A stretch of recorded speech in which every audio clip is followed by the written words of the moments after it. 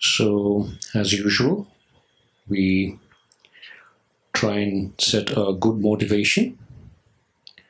And setting up a good motivation has three parts: the refuge field, bodhicitta field, and the aim of the practice. So, for the refuge field, we visualize in front of us Buddha Shakyamuni, His Holiness the 14th Dalai Lama, all Buddhas and Bodhisattvas, and our gurus, and they are looking upon us with immense kindness and unconditional love, as a mother looks upon her only child. Bodhicitta field, seated on either seat are our two kind parents, mother on the left, father on the right, and you are accompanied by all dear mother-sent beings, leaving none aside, and you are leading them in the practice. The aim of the practice is to manifest Buddha nature, which is the ultimate source of happiness, by removing the two mental obscuration, afflictive obscuration and cognitive obscuration. The afflictive obscurations are afflictions of negative emotion, contaminated karmas, and their corresponding active imprints. The cognitive obscuration are the subtle stains, that is, the inactive seeds of afflictions and contaminated karmas.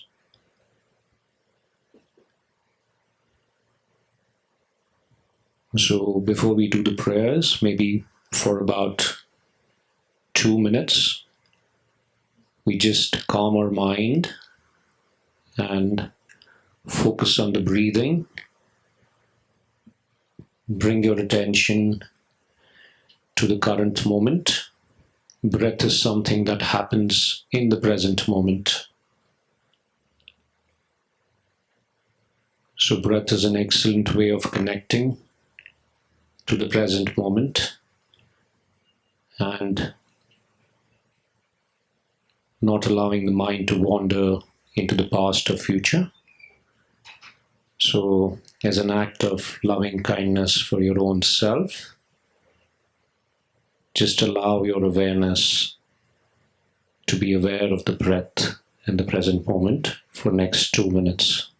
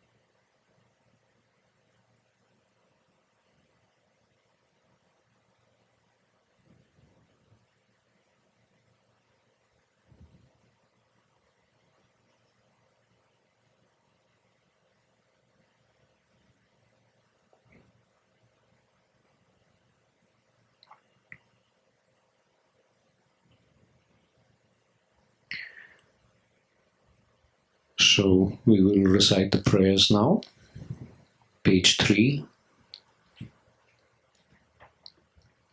We try our best to have our minds flow not only with the words, but their respective meanings, which makes the prayers more meaningful.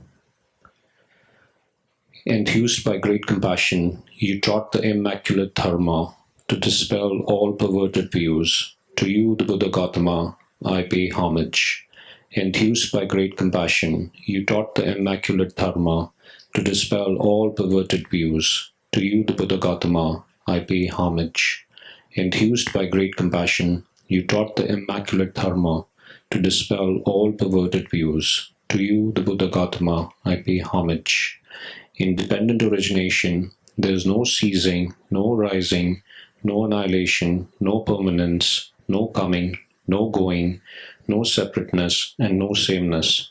I prostrate to the consummate Buddha, the supreme among all teachers, the one who taught this peace which is freed of elaboration.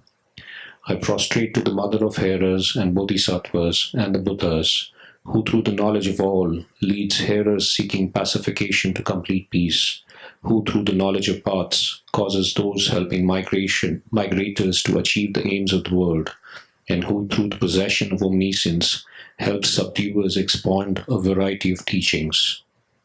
The one who has transformed into the reliable guide, motivated by altruism to benefit sentient beings, the teacher, Sukata, the protector, to you I make prostrations. The one who has eliminated the web of conceptualizations and is endowed with the divine bodies of the vast and the profound, who eternally shines forth the noble, forever noble right rays, to you, the Buddha, I make prostrations.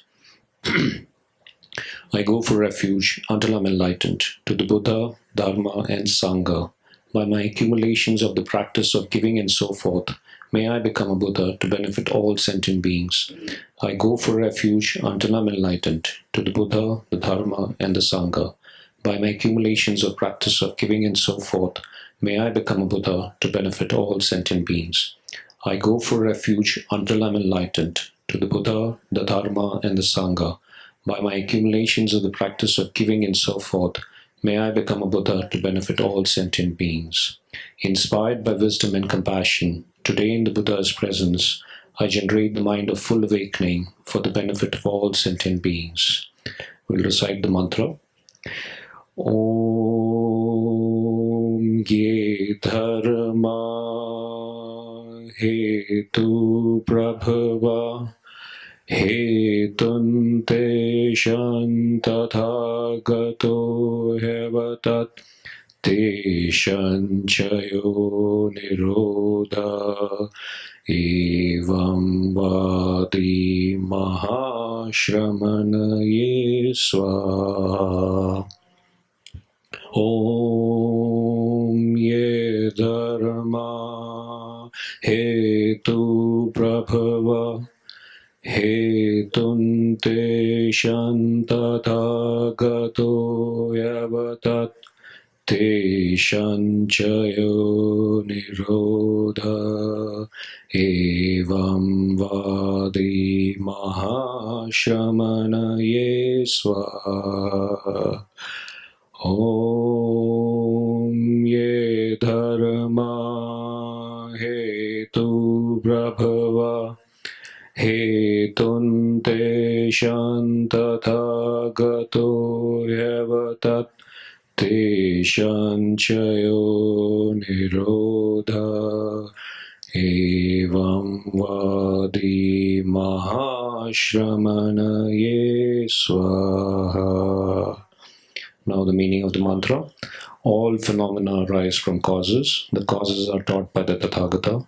The cessation of causes as well is taught by the great seer.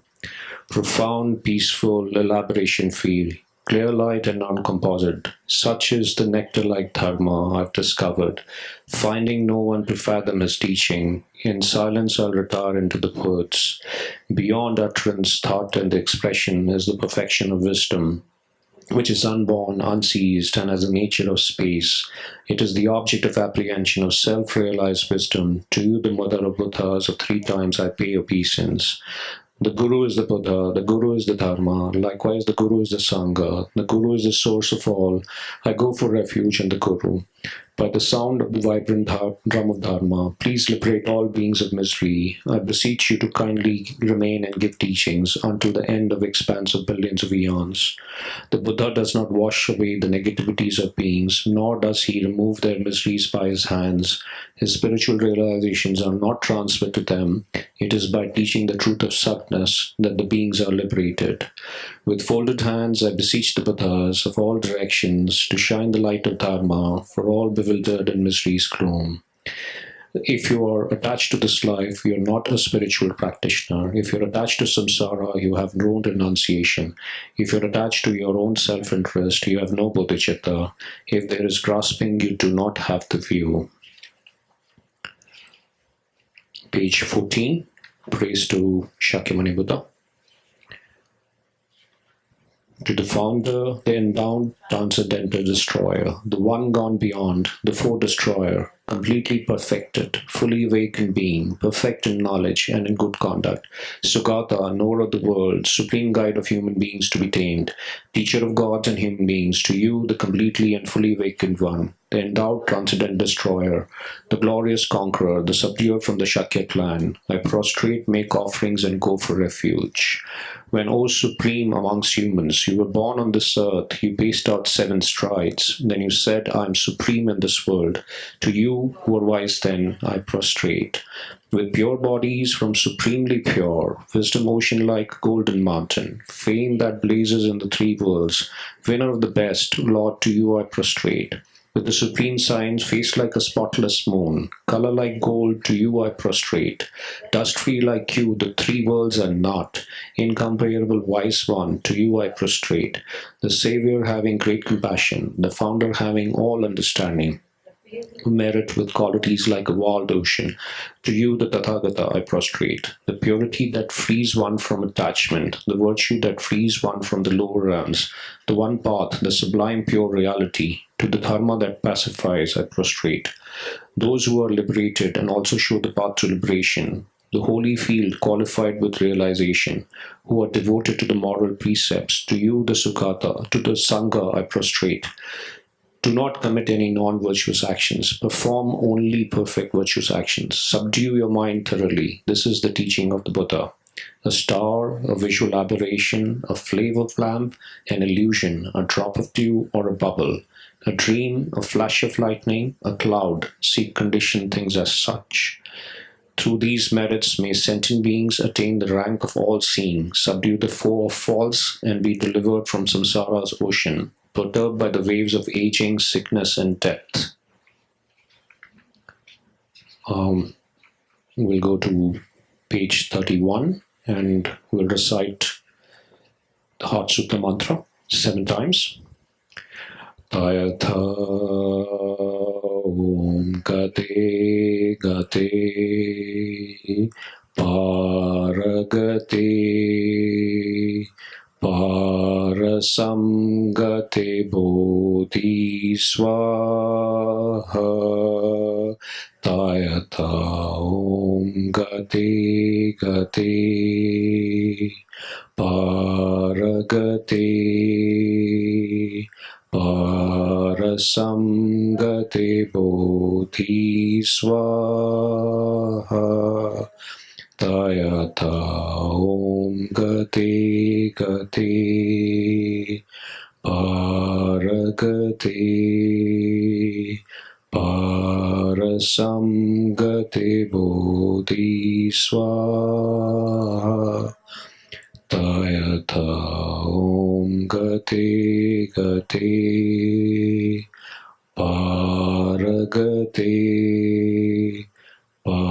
Parasamgate Bodhi Swaha Tayatha Om Gate Gate Paragate Parasamgate Bodhi Swaha Tayatha Om Gate Gate Paragate Parasamgate Bodhi Swaha Tayatha Om Gate Gate Paragate Parasamgate Bodhi Swaha. Okay, page 32. 8 Verses of Mind Training by Geshe Lamri Tangpa. With a determination to achieve the highest aim for the benefit of all sentient beings, which surpasses even the wish-fulfilling gem, may I hold them dear at all times. Whenever I interact with someone, may I view myself as the lowest amongst all, and from the very depths of my heart, respectfully hold others as superior. In all my deeds, may I probe into my mind, and as soon as mental and emotional afflictions arise, and as they endanger myself and others, may I strongly confront them and avert them. When I see beings of unpleasant character, oppressed by strong negativity and suffering, may I hold them dear, for they are rare to find, as I have discovered a jeweled treasure. When others out of jealousy treat me wrongly with abuse, slander, and scorn, may I take upon myself the defeat and offer to others the victory. When someone whom I have helped or in whom I have placed great hopes mistreats me in extremely hurtful ways, may I regard them still as my precious teacher. In brief, may I offer benefit and joy to all my mothers, both directly and indirectly. May I quietly take upon myself all hurts and pains of my mothers. May all this remain undefiled by the stains of 8 mundane concerns, and may I recognize all things as illusion, devoid of clinging, and be released from bondage. From my 2 collections, vastest space that I've amassed, for working this effort at this practice for a great length of time, may I become the chief leading Buddha for all those whose minds' wisdom is blinded by ignorance. So while we wait for Kishla, we'll probably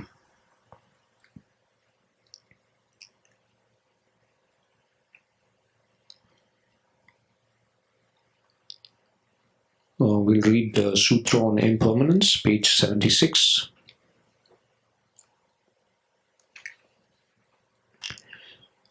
The Sutra on Impermanence. Homage to all Buddhas and Bodhisattvas. Thus did I hear at one time. The Bhagwan was dwelling in Anandapindika's park in the Jet Grove in Saraswati, along with a large monastic assembly. The Bhagwan addressed the monks as follows. Monks, 4 things are appealing, singled out, considered valuable, pleasant, and highly appreciated by everyone. What are those 4? Monks, good health is appealing, singled out, considered valuable, pleasant, and highly appreciated by everyone. Good health, however, ends with sickness. Monks, sickness is neither appealing nor is it singled out, considered valuable, pleasant, or highly appreciated by anyone. Monks, youth is appealing and singled out and considered valuable, pleasant, and highly appreciated by everyone. Youth, however, ends with aging of the body. Monks, the aging of the body is neither appealing nor is it singled out, considered valuable, pleasant, or highly appreciated by anyone. Monks, prosperity is appealing, singled out, considered valuable, pleasant, and highly appreciated by everyone. Prosperity, however, ends with its decline. Monks, the decline of prosperity is neither appealing, nor is it singled out, nor considered valuable, pleasant, or highly appreciated by anyone. Monks, life is appealing, singled out, considered valuable, pleasant, and highly appreciated by everyone. Life, however, ends in death. Monks, death is neither appealing nor is it singled out, considered valuable, pleasant, or highly appreciated by anyone. Thus spoke the Bhagwan, the Sugata, and having spoken the teacher, added these words. Good health is impermanent, youth does not last, prosperity is impermanent, and life too does not last.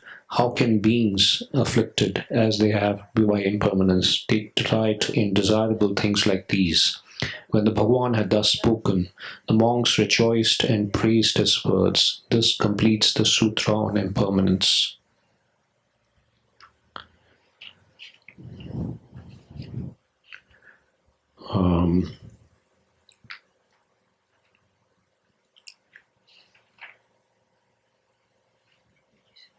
Gishla said, okay, I think Gishla is here. We'll stop here. Thank you.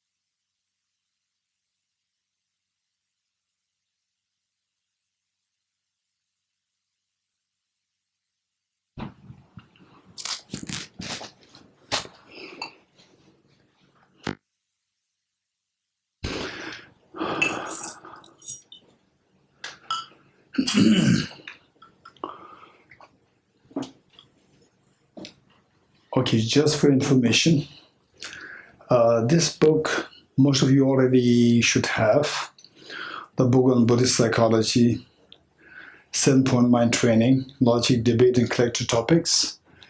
In Tibet House, we have the hard copies here. So this, I think, some of you might have already got your copy from last time. This is there, but of course, the debate and logic, collected topics, we're not going to go into detail. Today we're going to do one very important part of Buddhist logic, which is the concept of relationship. Okay, this is just for information that this is a book which is distributed now. Today we'll discuss on the relationship.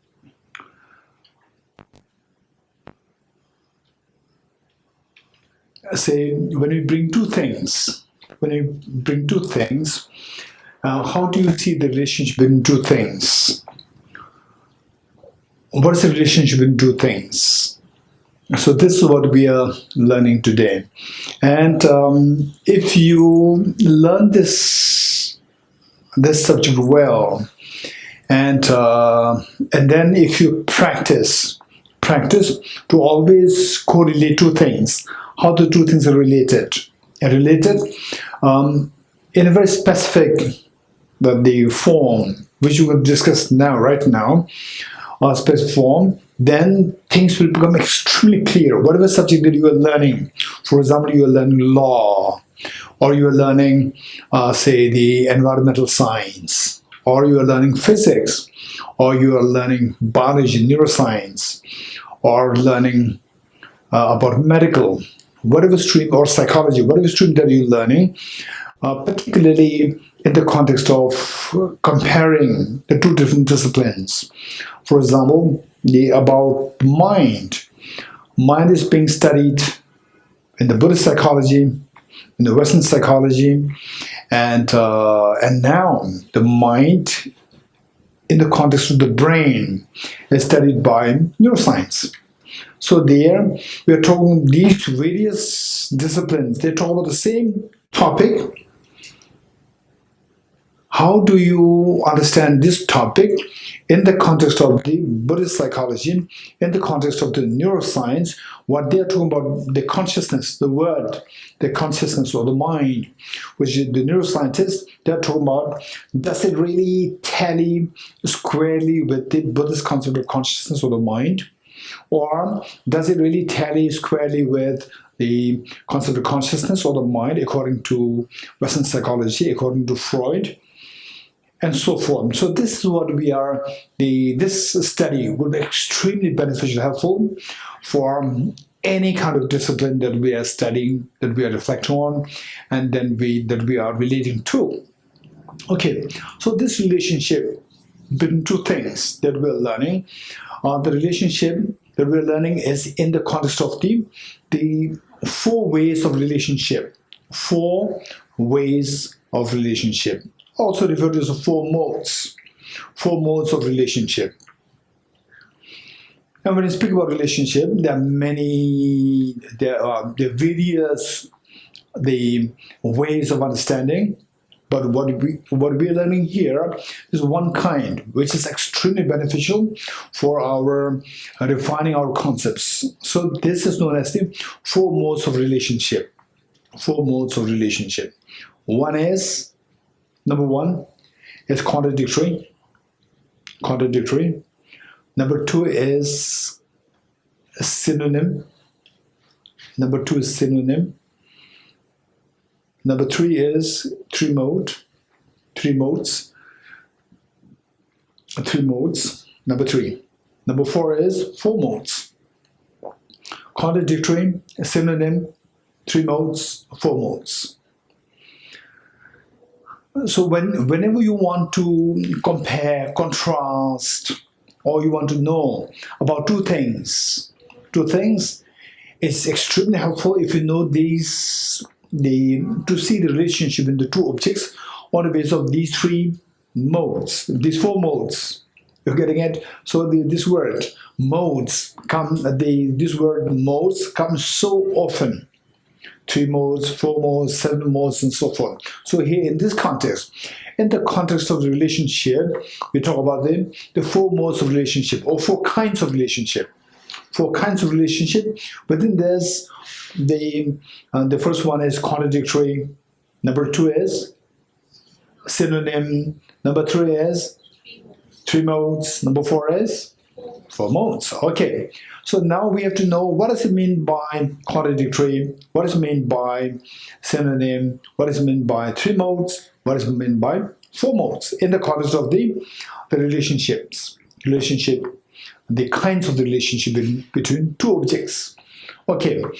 Let's say, let me give you, okay, this is extremely important, and I would highly suggest you to practice this. Practice this, if possible, amongst yourself, and then the people who you know from the Narada Master's course. From them, you try to do once in a while, you send emails on telephones if possible, through WhatsApp. You can ask questions, you can bring 2 things, then ask them, what's your relationship? Is that relationship in A and B? Is it the first one, which is contradictory, or synonym, or 3 modes, or 4 modes? Okay, and if there are 2 things, the relationship somehow must be, one of these four. We cannot think of 2 things which are related, 2 things without this one of the 4 relationships. You cannot think of any 2 things without one of the 4 relationships. In other words, the moment you bring up 2 things, they should fulfill one of the 4 relationships. Okay, let's say, and there are the rules. You have to follow the rules. If you don't follow the rules, if you come up with your own speculation about the concept of relationship, in this context, then you will never appreciate, you will never enjoy, then you will never get the benefit of this study. And the benefit of this study extremely the powerful, and in the Buddhist universities, how they, within a very short span of time, they can just get to the depth of the study of philosophy because of this study, because of this method of the study, looking for relationships in these four modalities. Okay, so let's say two objects, A and B. In B, okay, first let me give you, the better would be, I'll give you one example. What's the first of the four kinds of relationship? Contradictory. Let's say a star and Pluto, planet Pluto. Okay, some say Pluto is not a planet. It doesn't matter. Let's say Pluto. Let us not say planet Pluto, but Pluto. A star and a Pluto, these two are the two objects. If I want to learn about these two, in what way these two are related? Related? Okay, so in this context, we have to know the meaning in this context. Let us not come up with our own ideas. You're getting it? So you have your own ideas that you can employ later. But this is a very specific, very special or specific way of understanding the relationship. Okay. The Tibetan word is delva. How about the term delva, relationship, delva. And the first one, contradictory, is gelva. Gelva is contradictory. Then the synonym is tunjik. And then, what's that one? Three modes, musum. And the fourth one, four modes, moshi. Sum is three. Mu is mode. Musum, three modes. And then the mushi, four modes. Okay. Now, first we have to know the rules. We have to know the rules well. We are not to bring our own speculations. Know the rules so well. And then if somebody puts you into this context, you should be able to give the precise answer. Okay, let us say the Pluto and the star. Let's say star and the Pluto. I pick up two things.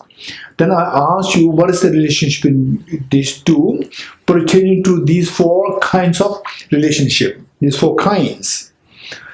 Okay, for that matter, when you speak about the relationship, first is the contradictory. Contradictory means whatever is A is the star. Whatever is a star, if it is a star, it can never be Pluto. Do you know that? A star, Pluto, is it a star? Pluto is not a star. And is there any star which is a Pluto? No. So whatever is A is not B. Whatever is B is not A. A is a star, for example, is a star, and B is Pluto. Whatever is a star cannot be a Pluto. Whatever is a Pluto cannot be star. You getting it? If this is the relationship, this we call as contradictory. Okay, let's say the Wandula and me. Right? Let's say Wandula and Wandula's mother. Wandula and Wandula's mother was a relationship. If A, whatever is A is not B, whatever B is not A, then the relationship is contradictory. Gelwa. Okay, so what we have is Wandula and Wandula's mother. Are these two contradictory or not? What does it mean by contradictory in this context? Whatever is Ondula should not be Ondula's mother. Whatever is Ondula's mother should not be Ondula. Do you agree with me? Okay. Can you imagine? Can you think of whatever is Ondula is not Ondula's mother? Do you agree or not agree? You agree. So whatever is Ondula's mother is not Ondula. You agree? If that is fulfilled, this is known as contradictory. Good. Okay, now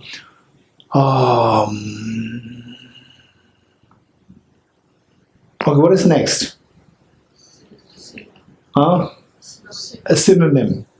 Okay, let's synonym. Synonym is whatever is A should be B, and whatever is B should be A. You're getting it? Whatever A should be B, and whatever is B should be A. That is synonym. I'll give you one example. Okay, let's say, okay, let us all meditate. Very quickly, let's meditate. Are you ready? Okay, it's a simple meditation. You don't follow the rules, right? Simple meditation. Okay, let us meditate on solar. Okay, let's meditate. Okay, let's meditate on solar.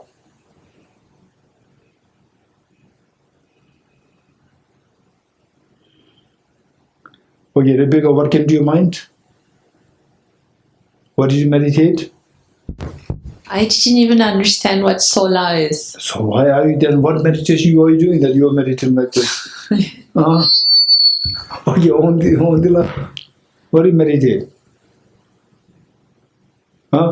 No. Nirishala? No. Okay, Mark? No. Okay, Tenjala? No. Okay, Dauramula? No. Okay, Dauramula? No. Okay, that's interesting. Then the Namsala? You did not meditate. No, I asked you to meditate. Huh? I didn't understand the term. Okay, never mind. Okay, now let's meditate again. Be very serious. You are not too serious. Let us all be more serious. Okay, now meditate on bucket. Now meditate on bucket.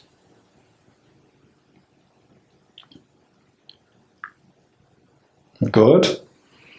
Okay. Manan, what do you meditate? What do you meditate on? On a bucket. Bucket. Okay, very good. Bucket and solar.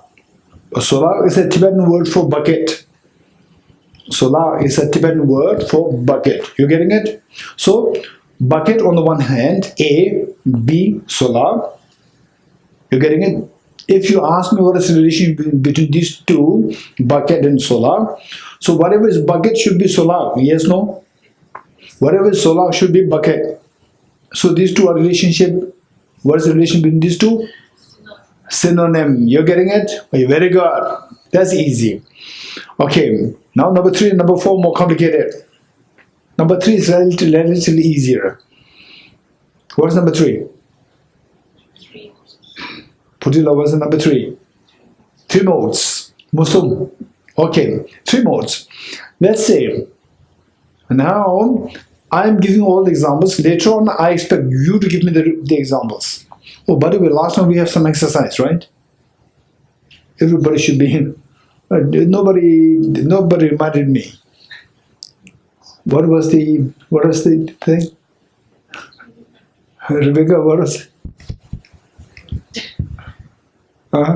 We're asked to form some syllogisms and give the task to Gorilla. Actually, Gorilla's absent. Okay, so we all spared.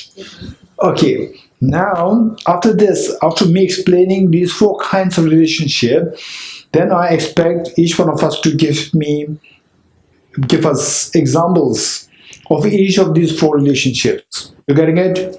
Okay, what is number 3? 3 modes, Muslim. 3 modes. Let's say, let's say, school headmaster and a human being. School headmaster on one hand, A, and B as a human being. So what's the relationship? So that let us see if whatever is A is school headmaster, whatever is A is B, yes. Okay, whatever is A should be B, and whatever is B should be A. Whatever is B, that is human being. whatever is human being should be headmaster. Whatever is headmaster should be human being. Yes. Okay. Whatever is headmaster should be human being. Yes, no.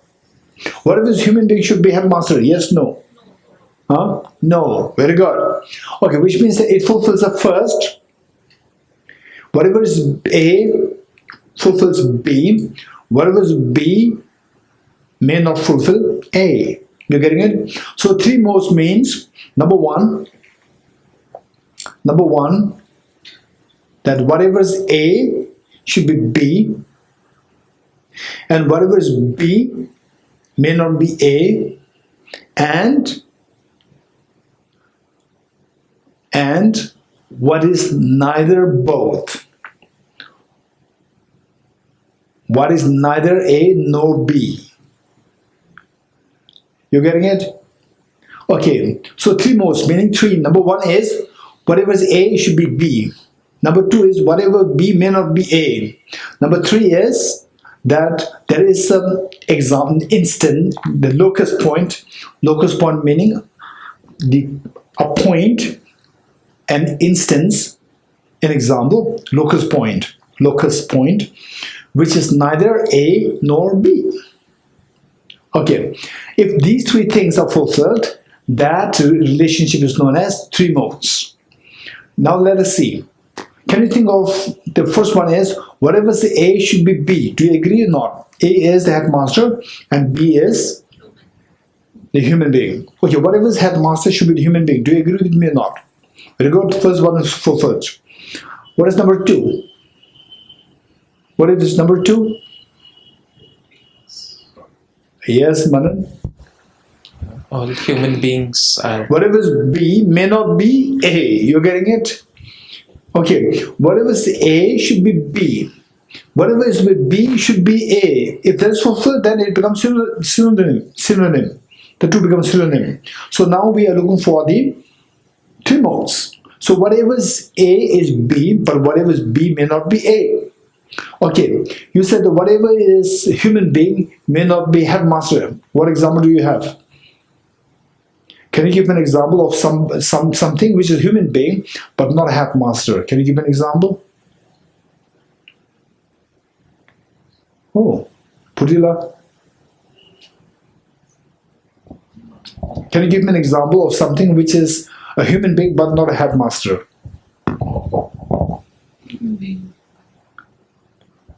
Teacher. A teacher. Headmaster is not a teacher. Okay. Okay, Rituji. Doctor.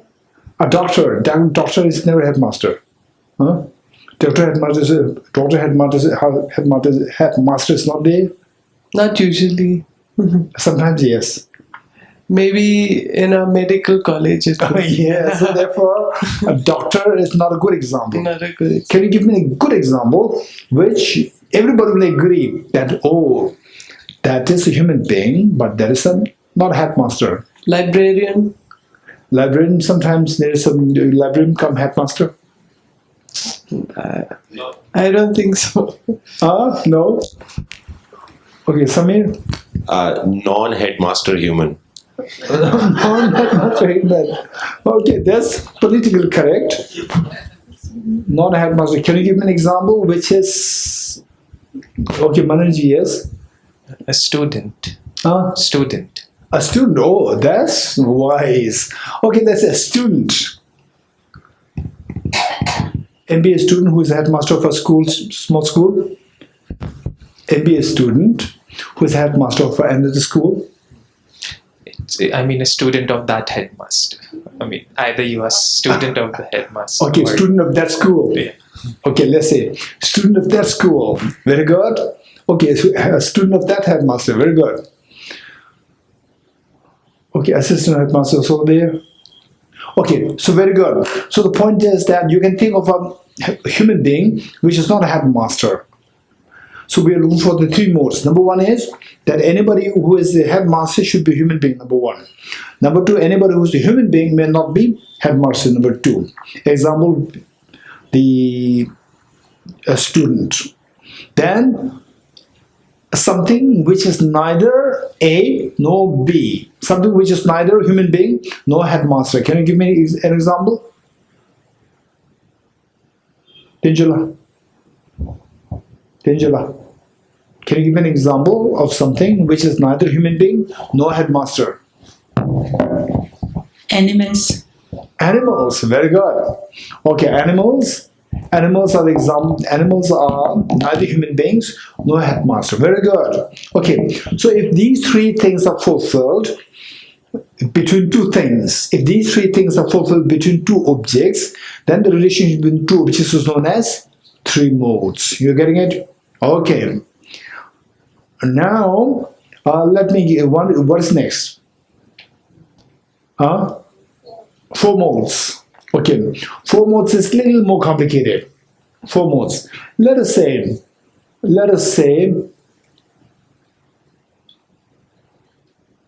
a flower, and a flower, and a flower, and the flower and the red object. Flower and a red object. Okay, there's a flower and a blue object. Flower on the one hand and the blue object on the other hand. So we're talking about the four modes.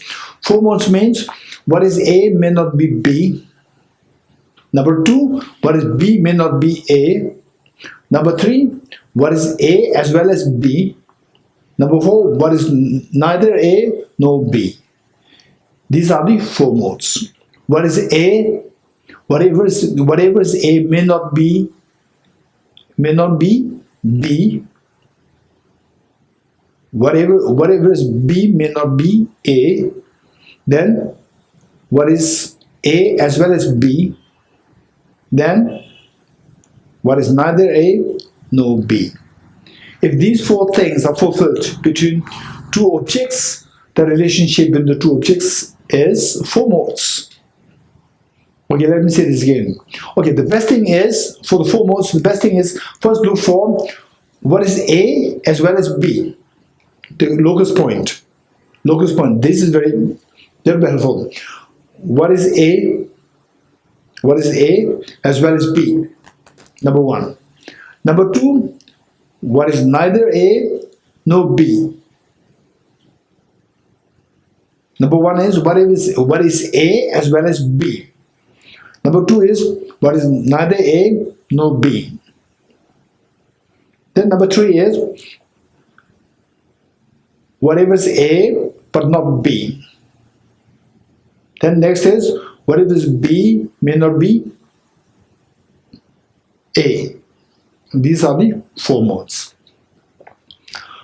Okay, let's say the flower, the relationship between the flower and the blue object, the flower and blue object. Okay, tell me, later on, when I give you some examples, you should be able to tell me, oh, the relationship is contradictory, synonym, three modes, four modes. You should be able to say this. This is how a mind should be trained. And if you practice it for some time, then your mind will become extremely sharp, very clear in your thinking. Oftentimes, people, when we think, whatever studies, if you learn this study of the relationships, then in whatever subject, believe it or not, whatever subject that you are doing, be it engineering or the architecture or the medical, environmental science, or even food, psychology, whatever, even the language. Even the language, when you say two words, you have to choose one of the words. For example, approached, come. Right? So sometimes, although these two are very similar, come and approach, these two are very similar, but sometimes the word approach is applicable, but the come may not be applicable.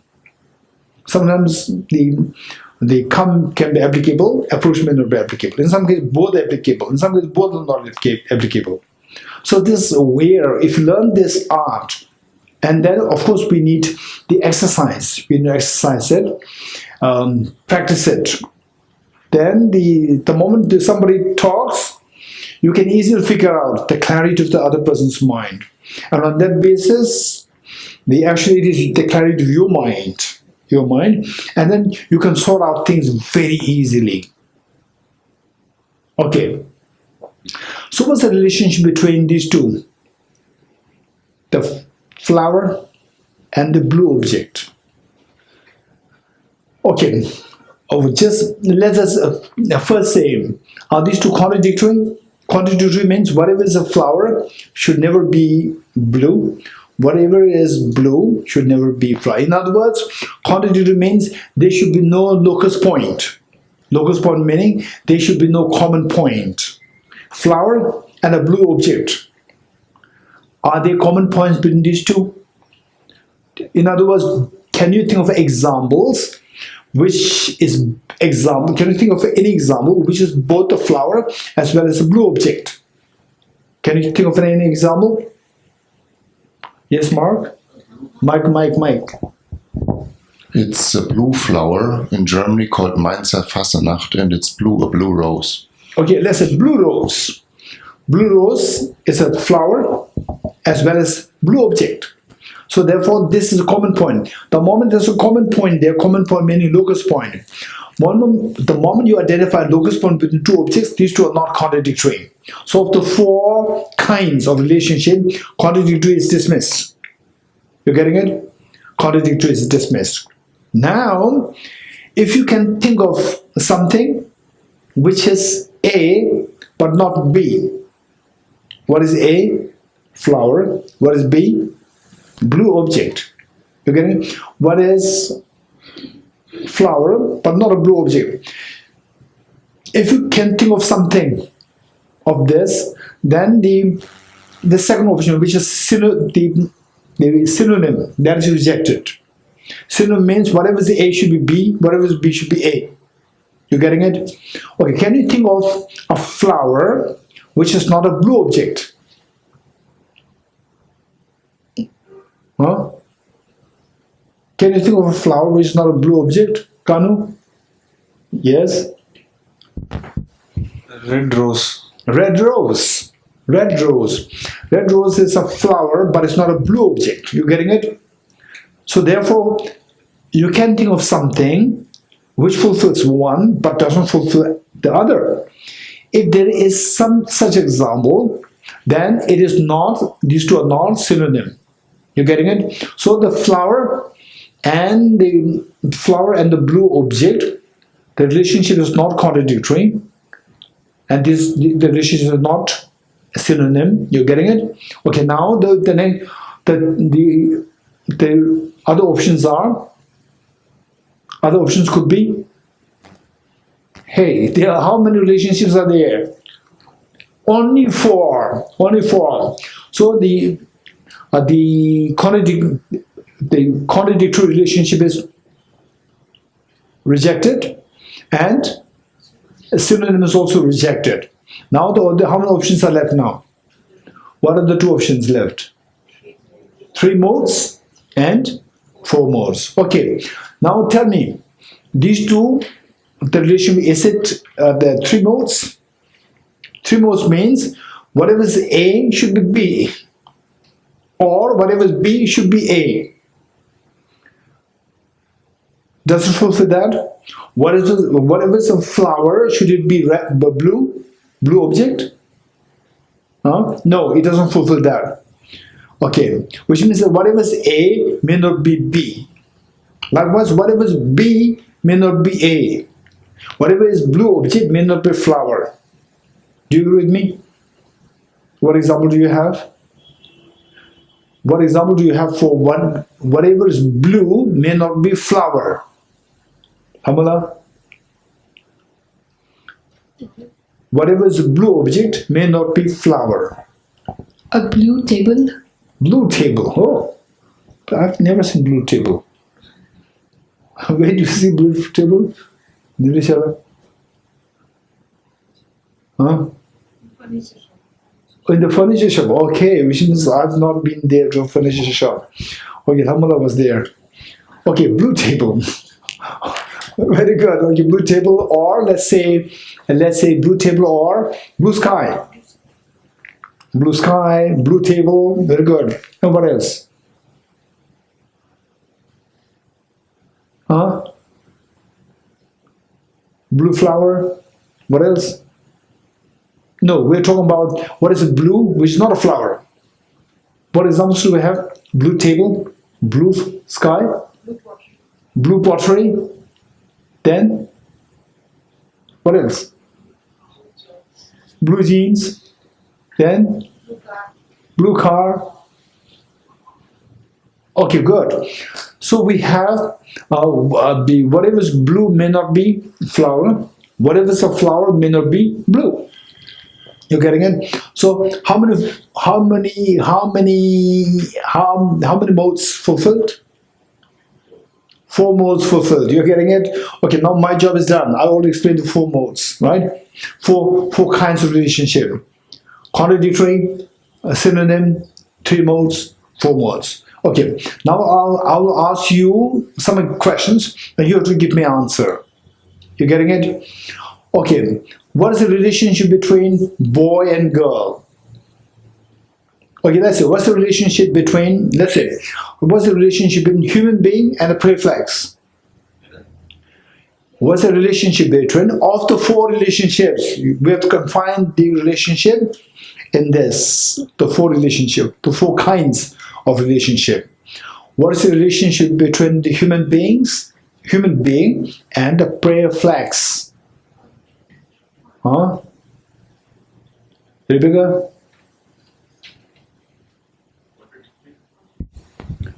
Contradictory. Contradictory, how come?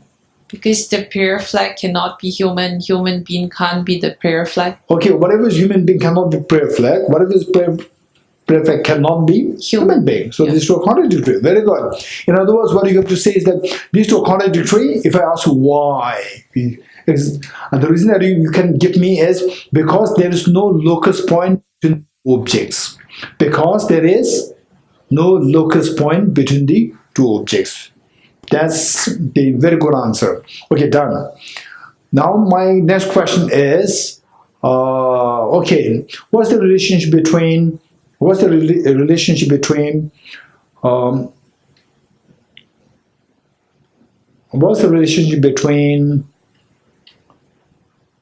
let's say,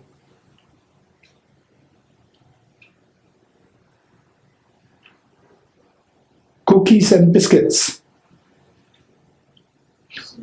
What's the relationship between cookies and biscuits? Namsala? No, speak to the mic. Is it 3 modes? 3 modes, cookies and biscuits. Okay, how many agree with Namsala? Okay, Simmer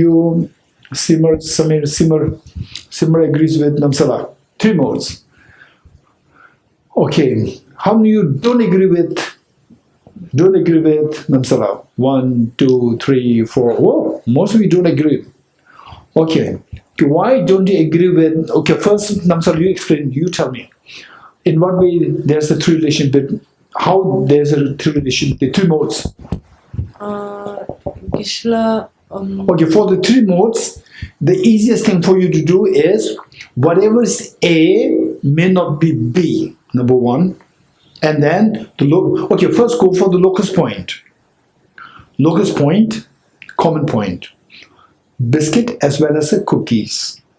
Then number 2 is whatever is A may not be B, and what is neither A nor B. You getting it? Okay, if you can give these 3, then your position is defended. Okay, first one is the locus point. The locus point. What's the locus point? They both are edible. Huh? I mean, they both are eatable. What is a biscuit? You have to give me an example, which is a biscuit as well as a cookie. Can you give me an example of what is something which is a biscuit as well as a cookie? The name of the biscuit?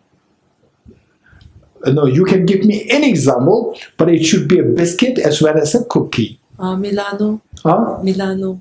Milano. Okay, Milano biscuit. Yes.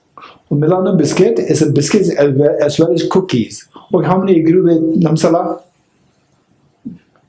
Okay, there are many agrees. Okay. Okay, now give me an example of when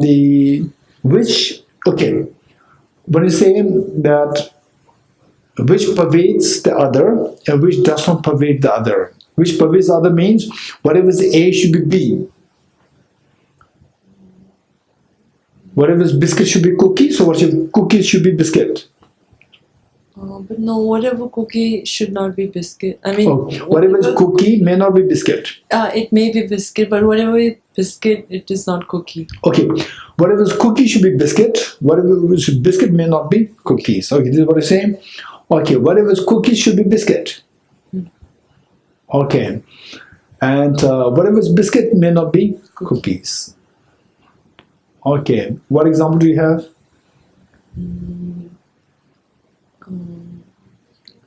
Can you give me something which is biscuit but not a cookies? Good day. Huh? Good day. Good day. Okay, that's interesting. Good day is a biscuit, but it's not a cookies. Whereas the Milano is a cookies as well as biscuit. Okay, Milano, why is it a cookie? Now you have to give the reasons. Why is it a cookie? Huh? Okay, the Rebecca? That's chocolate. Rebecca, you agree with Namsala or not? No, because I thought it's a synonym. Oh, this was synonym. Okay, so the gold biscuit is cookie? Sorry, what biscuit? Gold biscuit. Gold biscuit. No, gold. Gold biscuit. Gold. Solid gold. Right? Gold biscuit. Huh? Yeah, I think that can be. I don't know that biscuit, honestly. Which one is gold biscuit? I can't even imagine. Sorry, Keshla. Okay. Anybody who has a real come out of English? Anybody? Okay. What's the difference in terms of the eatables? What Namsala said? In terms of the eatables, what's the difference between cookies and biscuits? Anybody? Yes, Samir. Yes, I think most biscuits all biscuits would qualify as cookies. This is debatable though, because people will. But I think so I slightly differ with her on the pervasion. I think all biscuits can be cookies, but not all cookies are biscuits, because cookies are primarily softer and are much bigger in size also, which are not biscuits. But all biscuits, or all cookies, if over baked and become crisp, then they become biscuits. So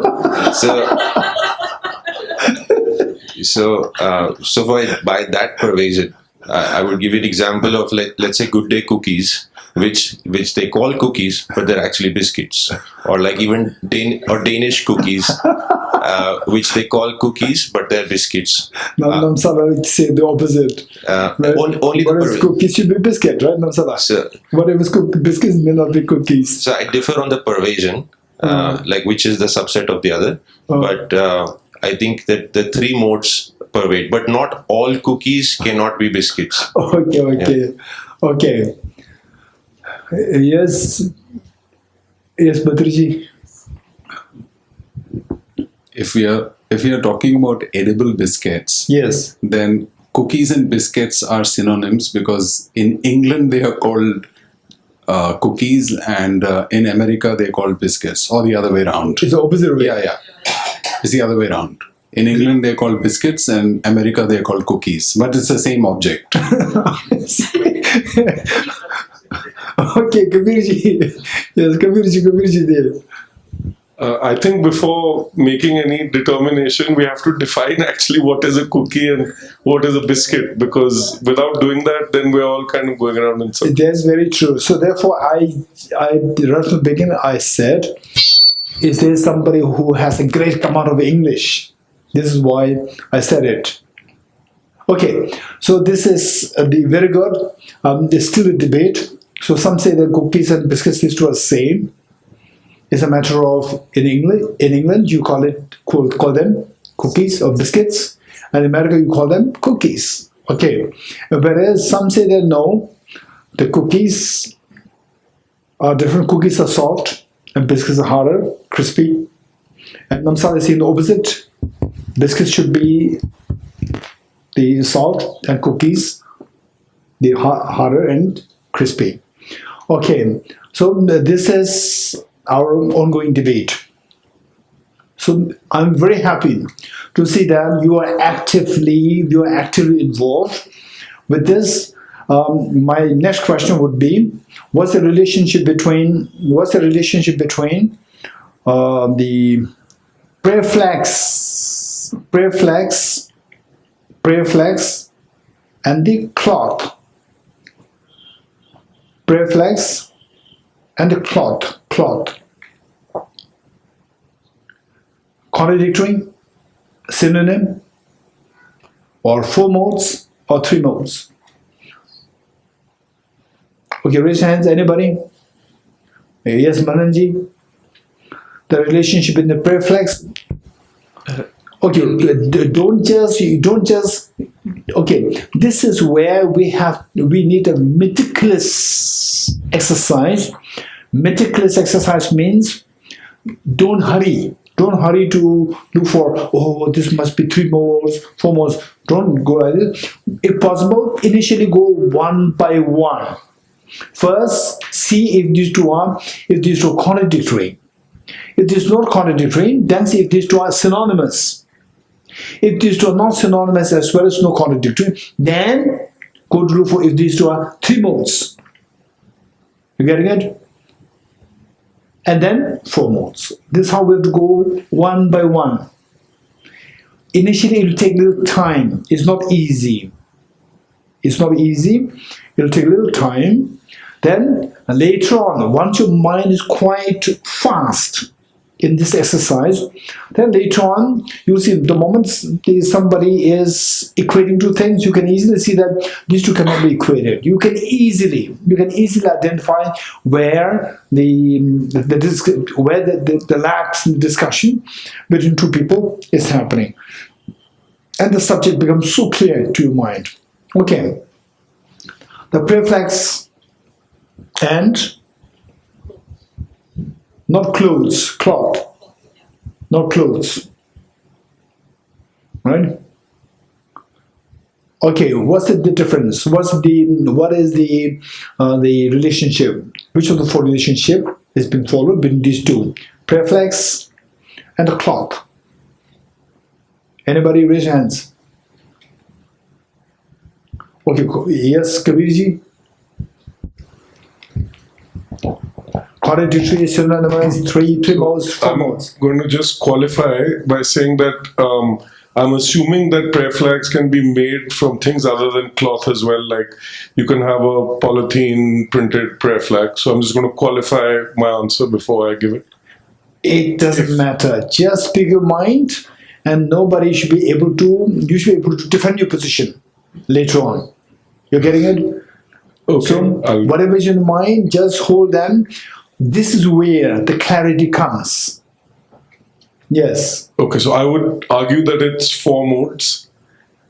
Okay, you would say 4 modes. I would say 4 modes. Or you would say 4 modes.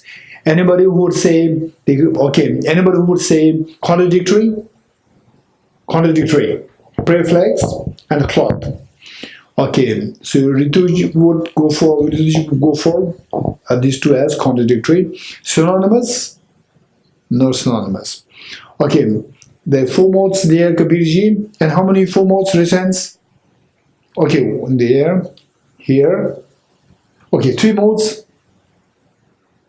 Okay, seems the majority of them are 3 modes. Okay, now you have to debate. Okay, 3 modes. Those of you who raise your hands for 3 modes, why did you think there's 3 modes? 3 modes means Whatever is A should be B, whatever is B may not be A. This must be there. Okay, tell me, those are the three modes. What is that? What is a prayer flag? Should be cloth. Is this what you're saying? Oh, whatever is prayer flag should be cloth. Okay, now Kabirji, you don't agree with this. Whatever, because for you it's a four mode, which means whatever is prayer flag may not be cloth. What example do you have? Like I said initially, you can print prayer flags on plastic substances which are not cloth. Like flags. Yeah, flags. Okay, you flags. You can print it on nylon, or you can print it on plastic. Let's say. You can print it on any substance which would not be defined as cloth. So that's why I would say if you print it on the stone, it's not a prayer flag. No, to me a flag is something that is hoisted. Not anything. Don't say anything, right? Just do some things. Okay. So if it is printed on the steel, it is not a prayer flag. No. If it's printed on the flags, it can become prayer flags, right? Prayer flags may not be on a cloth. It can be on the flags also. You agree with me now? So the flags, are they cloth or not? Plastic flags. They are cloth or not? They're not cloth. Okay. If they're not cloth, then those of you who said that three modes, you cannot defend your position. Because what is a prayer flag should be cloth. This is what you're saying. But prayer flags can be printed on the flags also. So the prayer flags made of flags. It's a prayer flag, but not a cloth. So what is a prayer flag may not be a cloth. What is a cloth may not be a prayer flag. Can you give me an example? What is a cloth may not be prayer flag? Well, this all of us should be given, except for everybody should be given this. Should give me this example. What is a cloth may not be prayer flag? What examples do we have? Quick, huh? Shirt is not a cloth. It's a cloth. It's not a cloth, right, Rebecca? Tablecloth, yes, tablecloth. Cloth and cloth, there's a difference, right? Shirt is not the cloth, it's a cloth, right? Or you want to say all clothes are cloth? All clothes are cloths, huh? The shirt, is it a cloth or is it a cloth or not? Huh? Kabirji, no. Shirt is not a cloth. Again, I think you can make shirts from other material other than cloth. So, of course, a shirt is made of cloth. My question is, a cotton shirt. Yes, it's cloth. Cotton shirt, is it a cloth? Yes. It's a cloth. Yes. No, it is a cloth, but is it a cloth? No, it's not a cloth. It's clothes. It's made of cloth. Is it a cloth? No. It's not a cloth. No. Okay. Good. So which means now tell me the relationship between the prayer flags and the cloth. Contradictory? Okay. So how many you disagree with this, that these two are, if I say these two are contradictory, how many disagree with me? These two are not contradictory. How many agree? How many say that these two are not contradictory? Prayer flag and a cloth. Raise hands.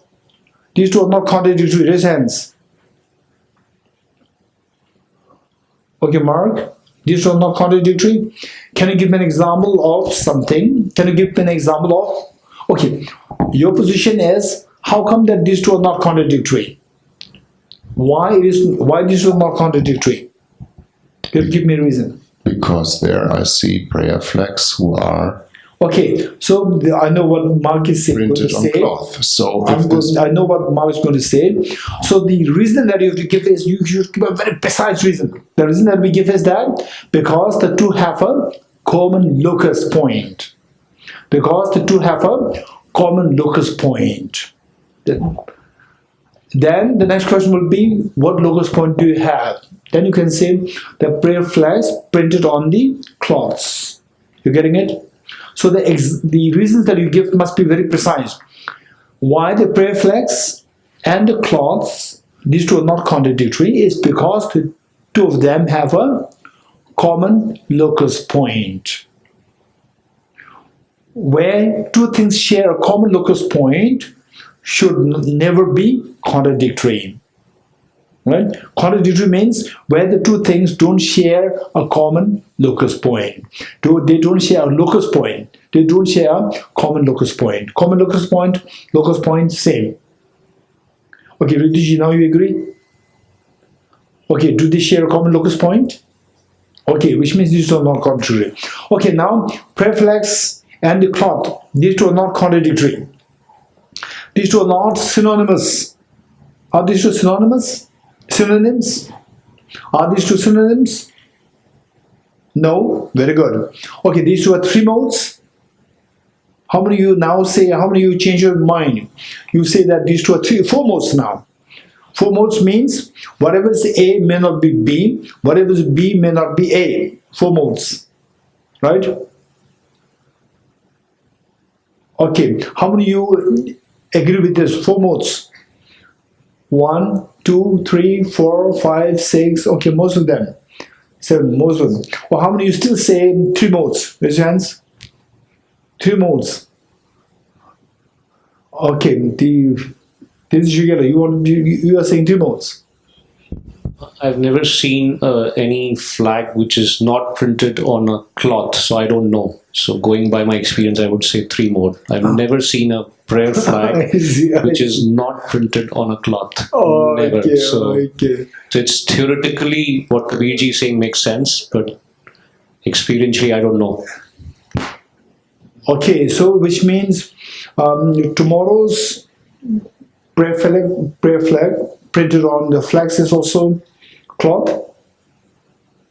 Tomorrow Kabirji is going to print it, guaranteed. He's going to disprove this position, right? He's going to print. Yeah, he can easily do that. Okay, very good. Ridhiji, do you have some question? Mike. Why does it feel like there could be a question? I understand that it has to have a locus point to be contradictory, but if no, not to be contradictory. They should have a locus point, not to be contradictory. Yes. But say you're saying whatever's A should not be B and whatever. No. Whatever's A may not be B. These two are different. Whatever's A should not be B, and whatever's A may not be B. These two are different. No, I was just talking about contradictory. Okay, if you say contradictory, contradictory. The easiest thing is there is no locus point. Yeah, I understand. Yes. I'm just saying that. But when we say that whatever is A should not be B, and whatever is B should not be A. Yes, that is contradictory. Then it seems like even though there's a locus point. No. Why does it? If there's a locus point, then these two premises cannot be fulfilled. For example, say the cloth and the prayer flag. What is a prayer flag should not be cloth. Right? We cannot say this because there is a prayer flag which is a cloth. These prayer flags are illustrations. In other words, whatever is A should not be B, whatever is B should not be A. To make it very simple, whatever is A should not be B. And there's no locus point, these two are synonymous. Okay. Thank you. Now I'll give you another example. You tell me. Oh, okay.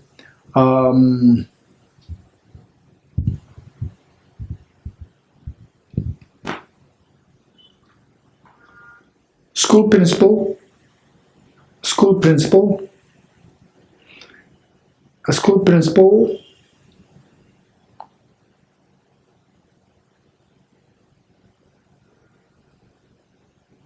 okay.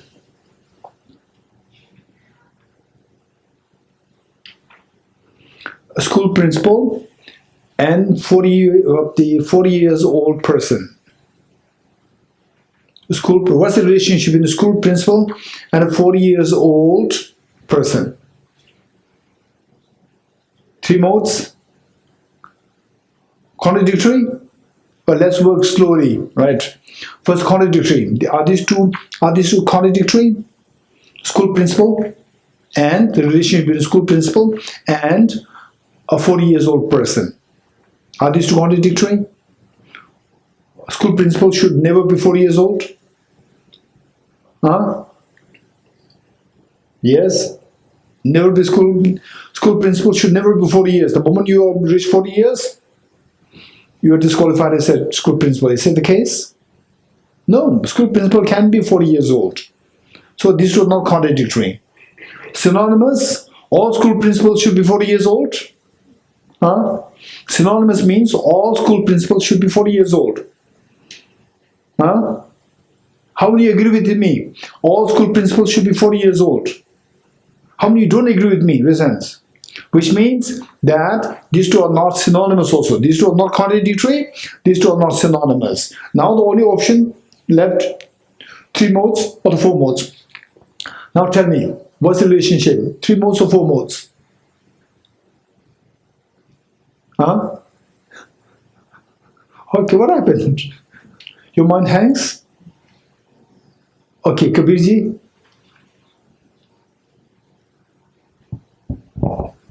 I think we need to qualify when you're saying school principal. No, first you have to say 3 modes or 4 modes. Then the No, I'm actually saying contradictory. contradictory. Okay, finish. If it's a contradictory, just stop there. Then others will put you questions, right? Okay, how many of you say that these two are not contradictory? Raise your hands. 1, 2, 3, 4, 5. Okay, many of them.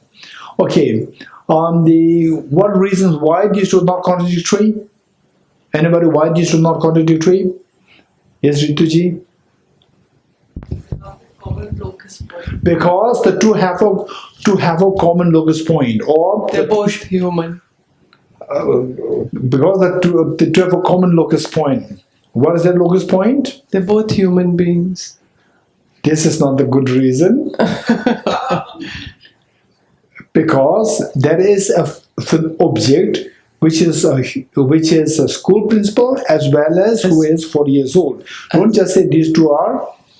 Okay, if you say these two are both human beings, if you say like this, then they say girl and a boy, right? Or let's say girl and a non-girl. Girl and non-girl, do they have common locus point? Girl and not girl. Girl and non-girl human being. Girl and non-girl human being. Do they have a common locus point? They're both human beings. No, these two contradictory, right? Whereas a girl should never be a non-girl human being. This is very difficult. Okay, To be honest, this is very difficult because for me the common locus point is human being as well. No, it's common. you are not looking for the common locus point. You are looking for the common characteristic. These two are different. Common locus point and common characteristic. These two are different. For example, let's say this book and this pen. These two are contradictory. They don't share a common locus point, but these two share many common characteristics. These two are both objects. These two are both physical objects. These two are both existence. You getting it? Okay. These two are smaller than planet Earth. There are many characteristics which two of them are sharing, but these two don't have a common locus point. They have common characteristics, but they don't have a common locus point. Locus point means what is book as well as a pen. You getting it? Can you think of a book which is also a pen? No. So this is the meaning of the locus point. There is no common locus point, but they have many common characteristics. Don't mix the two things. You getting it? Good. Okay. Now, what's the discussion? 4-year-old and principal, school principal. Yeah, 40 years old 40 years old person and school principal. What's the relationship? These two are contradictory? Hey, louder. No. No. These two are synonymous? No. How not? How these two are not synonymous? Anybody? These two are not synonymous because what synonymous means, whatever is A should be B, whatever is B should be A. So if you can give me an example, what is A but not B, then you're able to accomplish that. Okay, these two are synonymous, not synonymous? Not synonymous. Why not?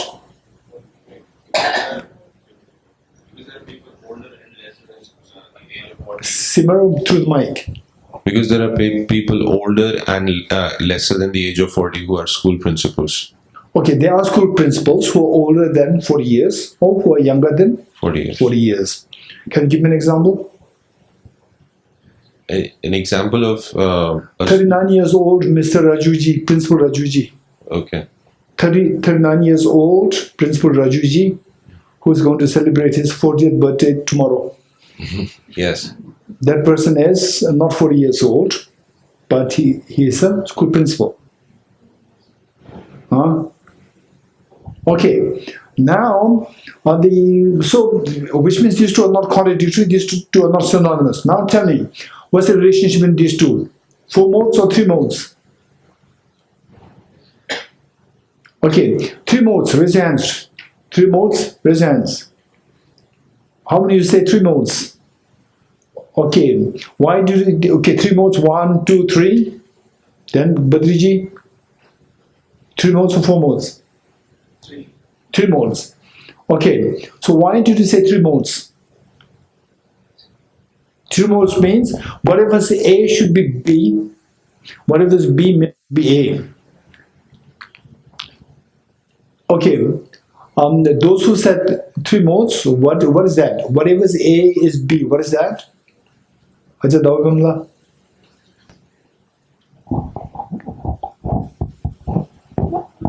Headmaster can be headmaster can be 40 years old. 40 years old. But And 40 years old may not be headmasters. may not be headmaster. Okay, headmaster should be 40 years old. Maybe. So the criteria is not maybe. Criteria for 3 modes is whatever is A should be B. Whatever is B may not be A. This is the criteria. You have to fulfill the criteria. This is what, right from the beginning, I said that we must make sure that the criteria are fulfilled. You getting it? Whatever is A should be B.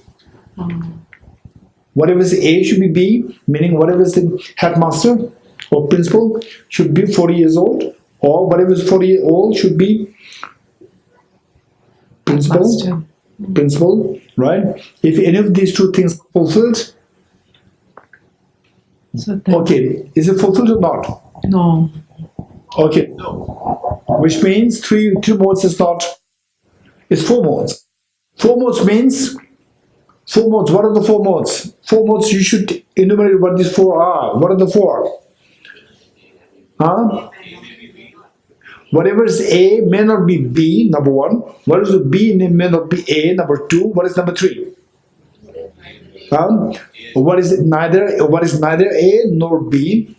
What is A as well as B? Okay, we have to check all these. Okay, first let us check the common point. There should be the common point, and there should be a point which is neither A nor B. And what is A not B? What is B not A? Okay, what is the locus point between the 2? What is the locus point? What is A as well as B? What is the locus point between the school principal and a 40 years old person? Yes? Young boy there. What example do you have? A 40-year-old person who is a principal. Okay, 40 years old. What is your name? Kelsang. Mr. Kelsang's the uncle who was 40 years old and school principal Is an example who is both. The school principal in Cambridge. Right? Yeah. Okay, so this is the locus point. Very good. Now the next point is what is neither A nor B? Can you give an example? Can anybody can you give an example? What is neither A? Yes, Kabirji? Sorry, I heard you say 4 years old. That's why I said contradictory. I just wanted to change my answer that I had given earlier. I thought you said 4 years old in principle. Okay. So now, can you give me an example of what is A, what is neither A nor B? Madhuri Dixit is neither A nor B. Who is Madhuri Dixit? Huh? An actress. Yeah. She's not 40 years old. She's more than 40. Huh? Are you sure? Yeah. Okay. She's not school principal? No. I learned that she was appointed last month. No? How do you know that? Okay. Because the media didn't publish, so I know. Okay, media did not publish it. Huh? Okay, good. Very good. Okay, now, what is A may not be B? Give me an example.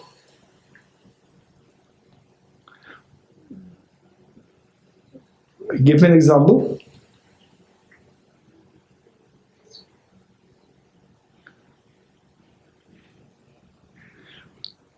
What is A may not be B?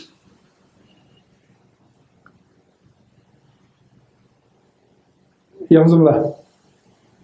What is A may not be B? Yang Zumla expert on this. Yeah, she studied this for many years. What A and B, you can switch. It's not necessarily A is school principal, B is the 40 years old person, not fixed. In your mind, you can just put them in whatever order you like. Yes. Suppose the Tashila is a principal and he's not 40 years old. He's just a 36. 30 years old, the school principal Tashila. Yeah. 30 years old school principal Tashila, right? You put it like this, then 30 years old means he's not 40 years old. And because he said school principal Tashila, means school principal. Very good. So that is someone who's school principal, but not whatever is A is not B. Now can you give me an example of what is B but not A?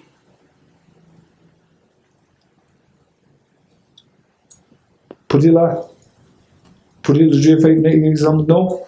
Okay, what is B? It's quite scary. What is a B may not be A. Somebody who's 40 years old may not be school principal. Can you give me a Lutila? A 40-year-old person who is engineer. Engineer. Yeah. The principal in the engineering school.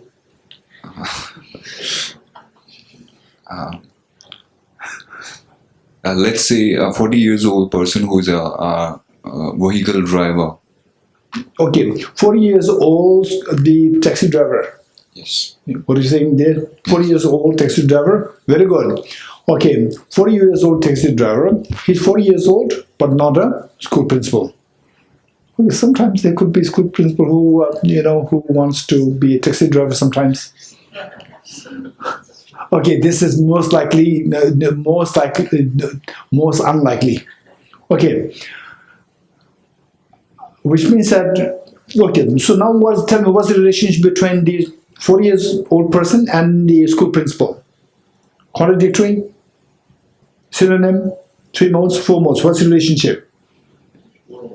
Louder. 4 modes, very good. Okay. Okay, now tell me.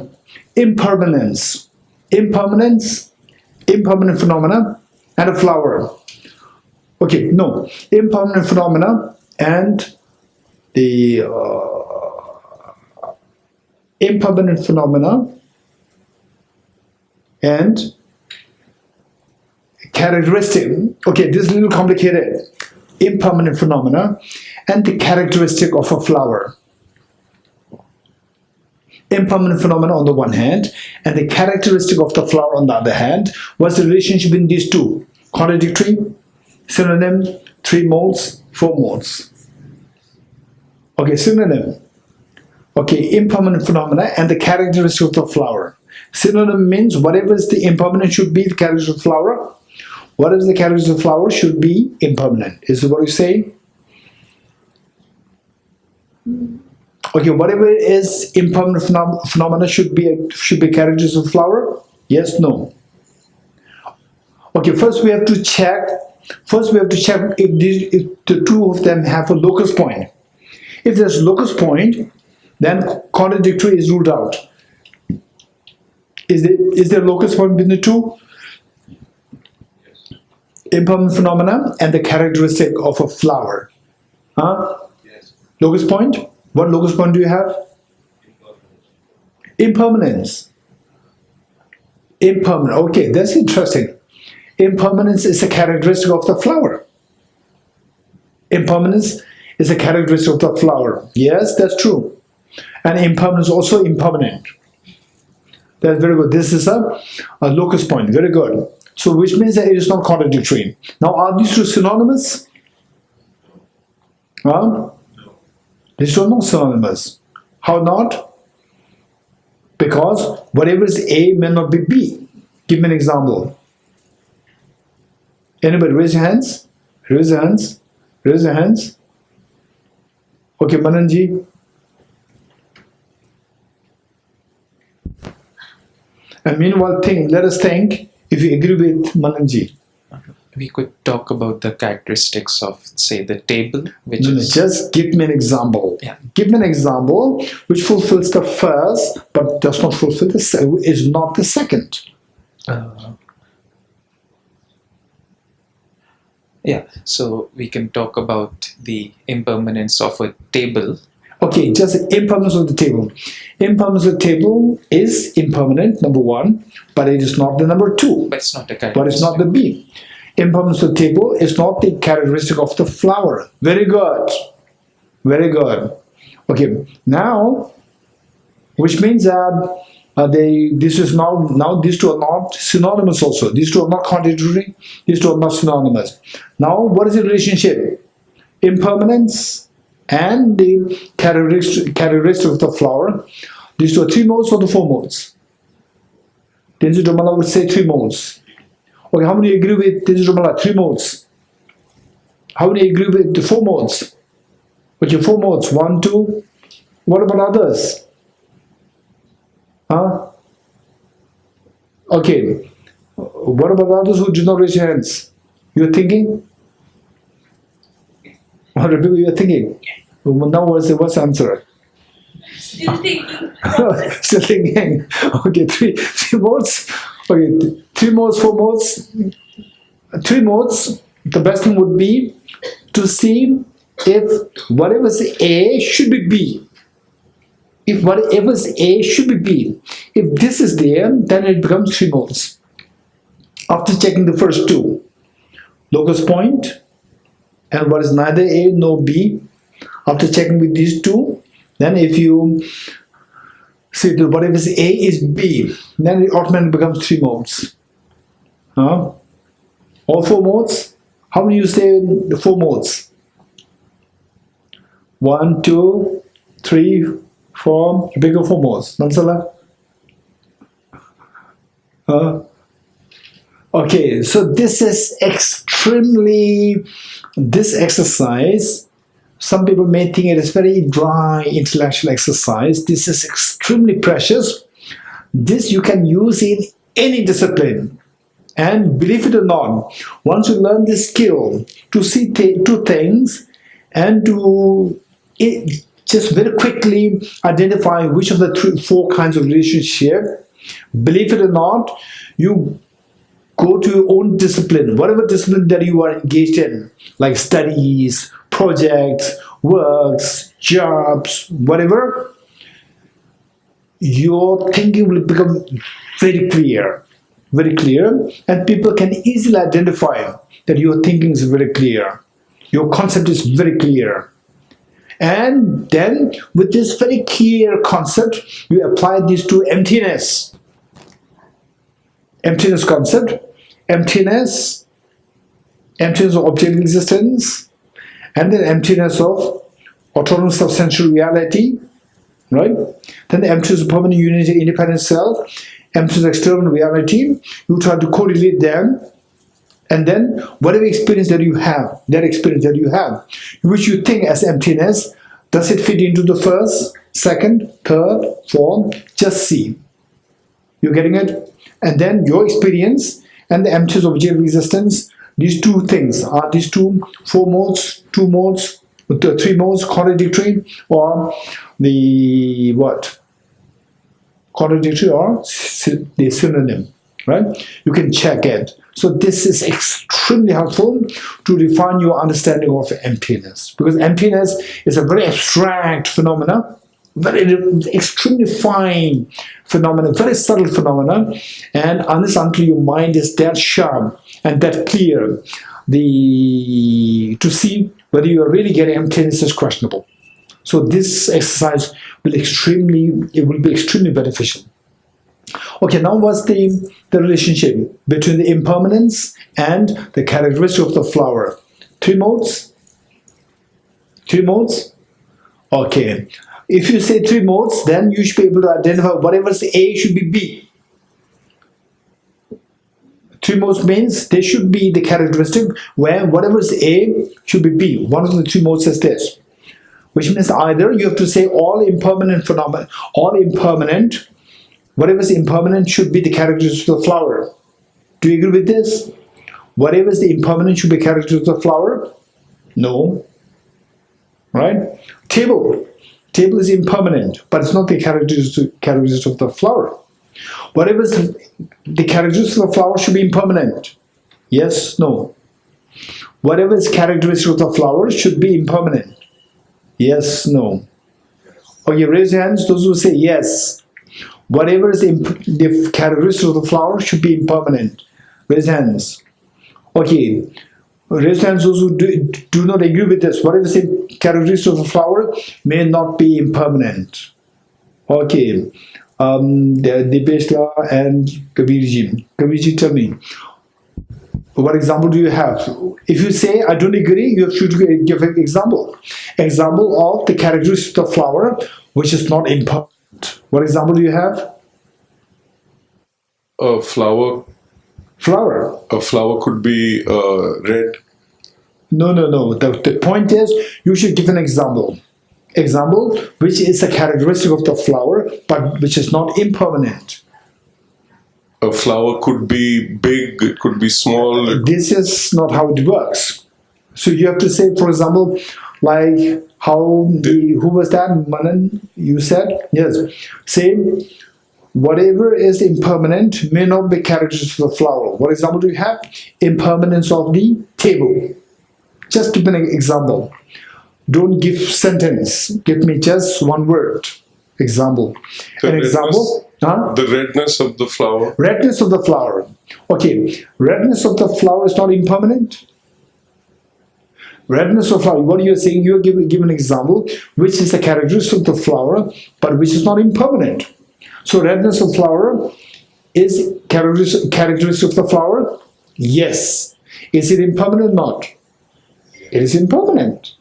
So therefore, you cannot, your example does not fit here. I need an example which fulfills the characteristic of the flower, but which does not fulfill as a impermanent. The flower is not beautiful. The flower not being beautiful. The flower not being beautiful. The flower not being beautiful. Okay, the flower not being beautiful. This is a characteristic of the flower. Yes. Yes. Of course, there are many flowers which are not beautiful.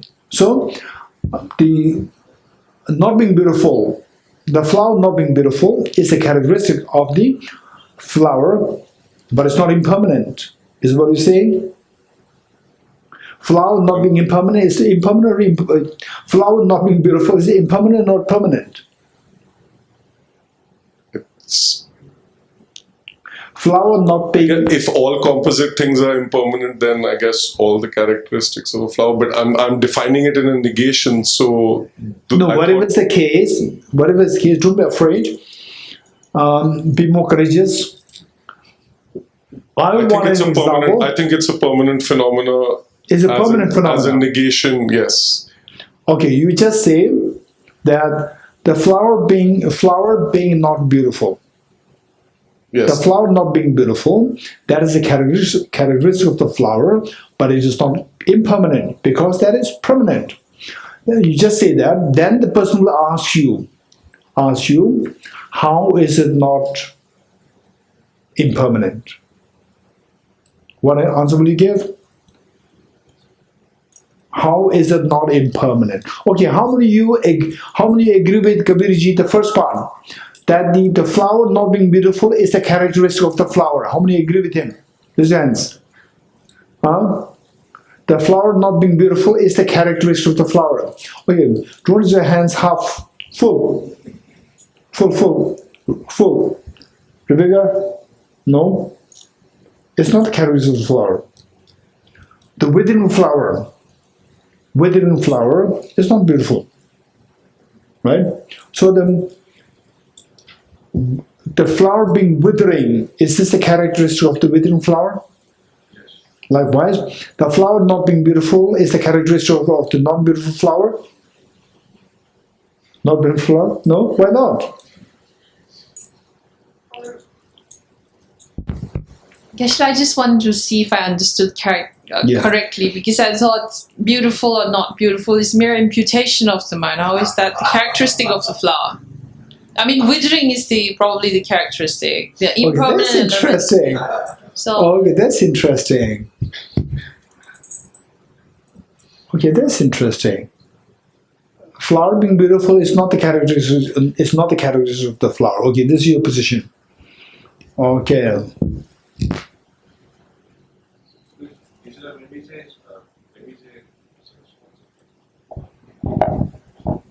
Okay, that's interesting. Yeah. Because I agree with her, because when we say characteristic of a flower, it means all flowers. But if I say a beautiful or a non-beautiful flower, then it becomes more variation within the...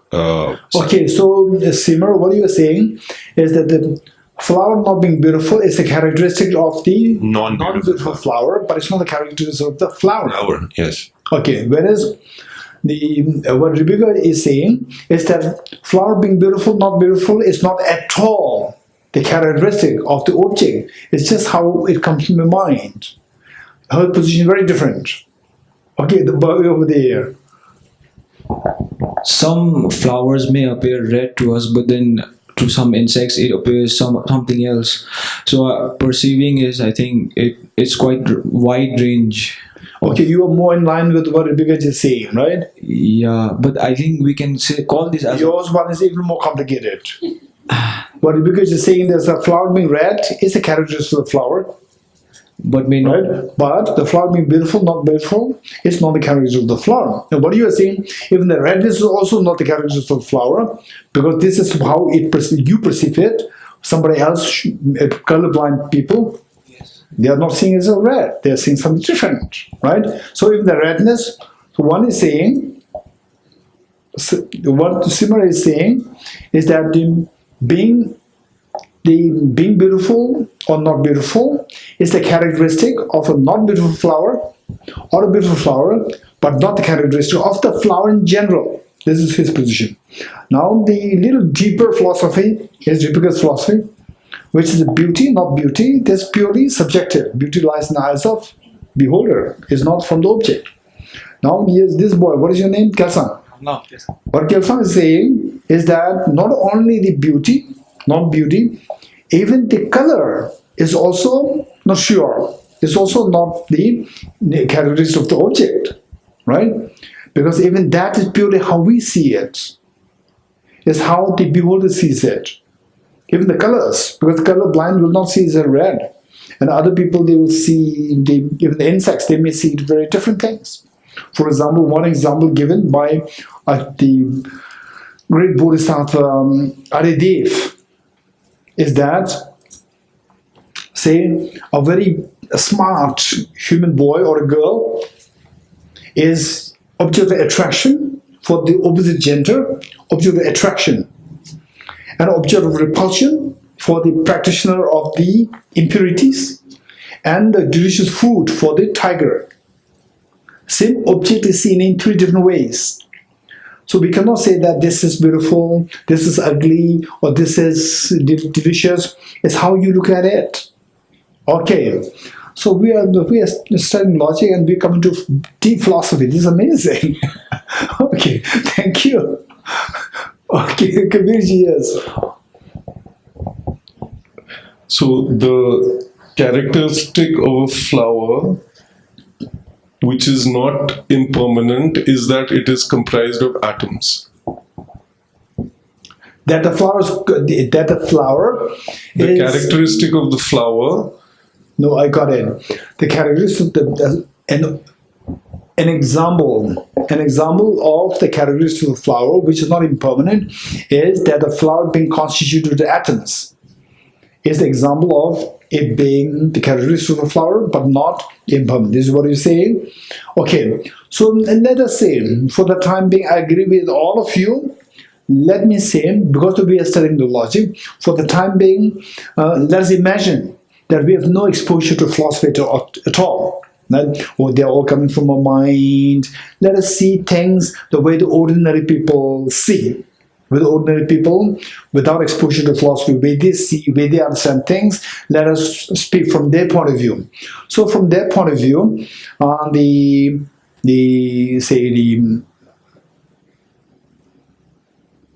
okay.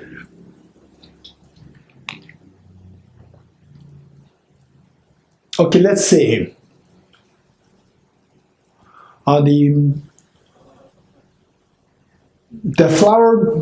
the flower not being beautiful is a characteristic of the non-beautiful flower. Simmer, you will say yes. Flower not being beautiful, is that a characteristic of a not beautiful flower? Huh? Yes.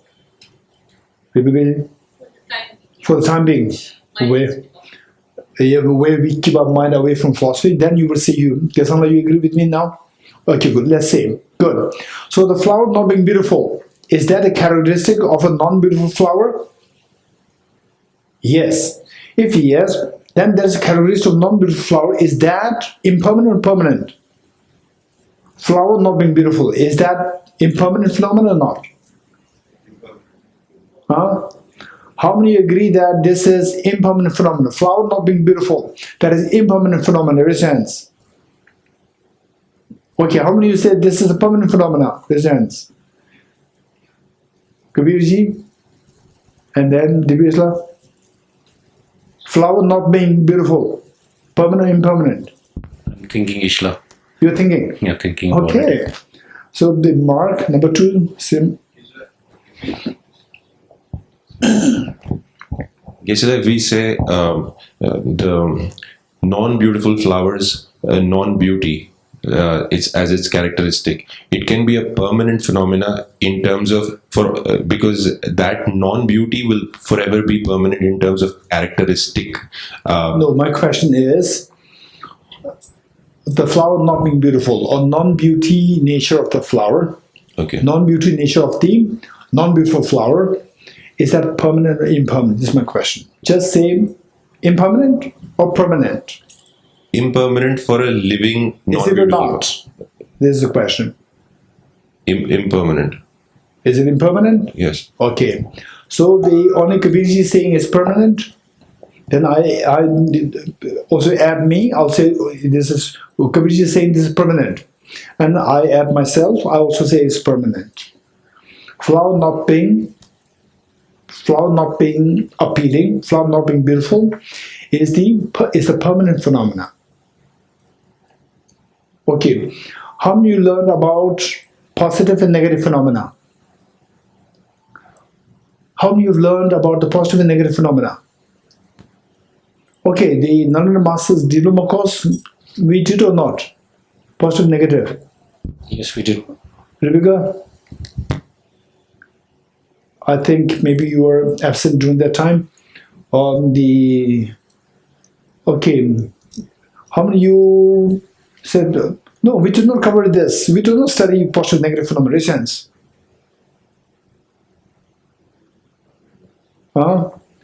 Okay, then yes, we did study. Raise hands. What about those who did not raise hands? In both ways, huh? We studied it very in detail in Nalanda Diploma course as well as Nalanda Master's course. We studied it very in great detail, particularly when we talk about the emptiness. Emptiness is always positive or negative phenomena. It's a negative phenomena. Within negative, there are two kinds. What are they? Affirming negative and non-affirming negative. So emptiness is affirming negative. Non-affirming negative. Emptiness, affirming negative, non-affirming negative. Now, Kanu, what happened? Affirming, non-affirming negative. It is non-affirming. Non-affirming. You also say non-affirming. Yes. That's interesting. Okay, emptiness is non-affirming negative. What does it mean by non-affirming negative? Anybody? What does it mean? What do you understand by non-affirming negative? How do you, I wouldn't say define it, how would you explain it? What do you understand by non-affirming negative? Even though you want to say something? What do you understand by non-affirming negative? Okay. Simmer?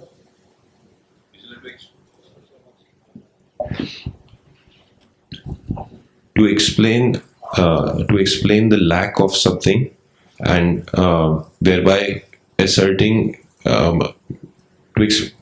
asserting the lack of something by using a negative phenomena would be a non-affirming negative. Okay, we have given a very clear meaning of non-affirming. In fact, a definition was given. Anybody? Hamala, you remember? No? Okay, what should I do now? Okay, do you have your notes? Namsala, no? Notes, no? Huh? You remember? Okay, Lutula. Affirm and non-affirm Kanu? Huh? A negation which doesn't confirms anything is a non-affirming. Very good. Okay, negation meaning a negative phenomena. First, we have to qualify it as a negative phenomenon. Then the person will ask, what is negative phenomena? So that is to define separately. So it's a negative phenomena.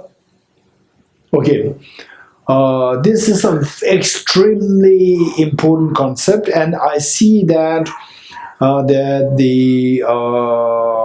this is actually, ideally speaking, Nalanda Diploma course is a very specialized course, and we expect that those who are doing Nalanda Diploma course should have the flow of the momentum of the course, which is whatever we studied earlier, they should be carried the forth to the later what we study later on, and of course so the point is that this concept is so important, just as the four kinds of relationship which we studied today is very important.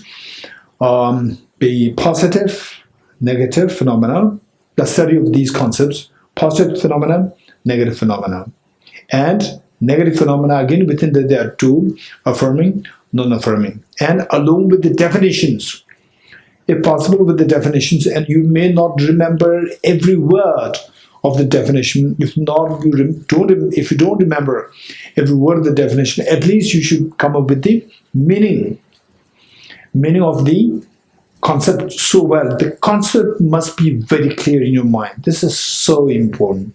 Okay, so in other words, what we have the positive and negative phenomenon. So okay, just to quickly review this, is for example a flower. Okay, let's say if I ask you what's my right hand, what's your answer?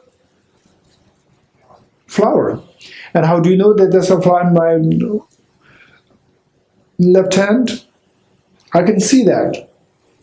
What is how do you know that there's a flower in my right hand? I can see that. Is your answer. What is my left hand? Nothing there. There's no flower there.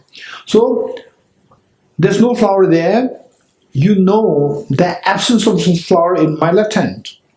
How do you know the absence of the flower in my left hand? I can see that. Okay. Now, in both cases, you said that I can see the presence of the flower in the right hand and the absence of the flower in the left hand.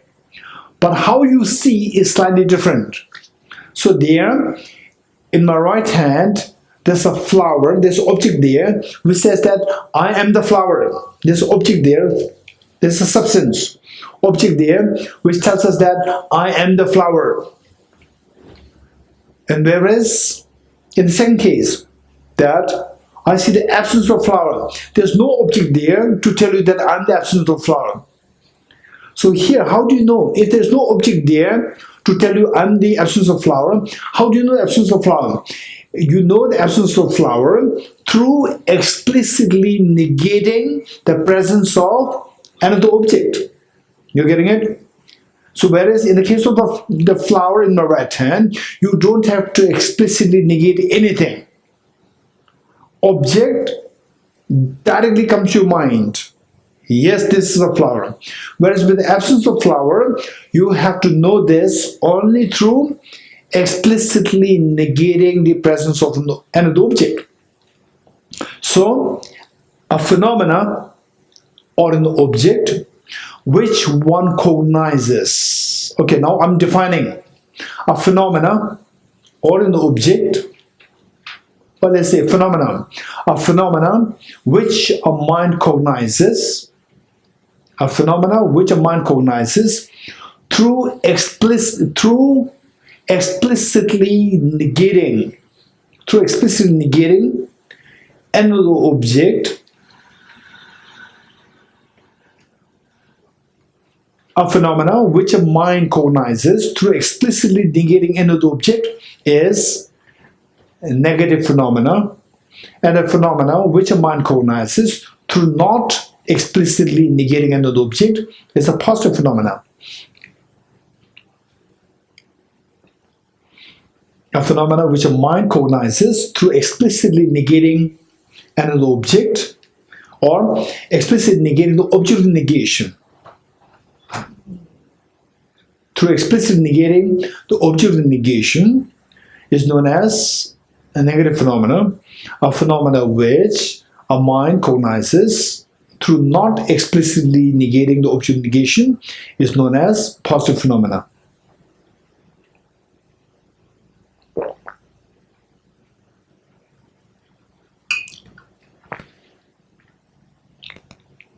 Okay, now within the negative phenomena, there are two kinds: affirming negative, non-affirming negative.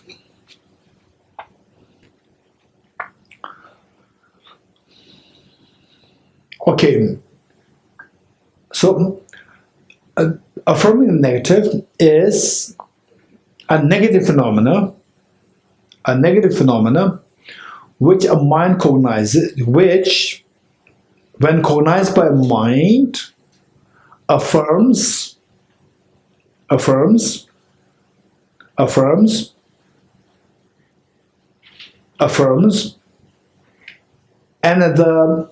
positive, which affirms another positive or another affirming negative. A negative phenomena, which when a mind cognizes it, affirms another positive or affirming negative phenomena.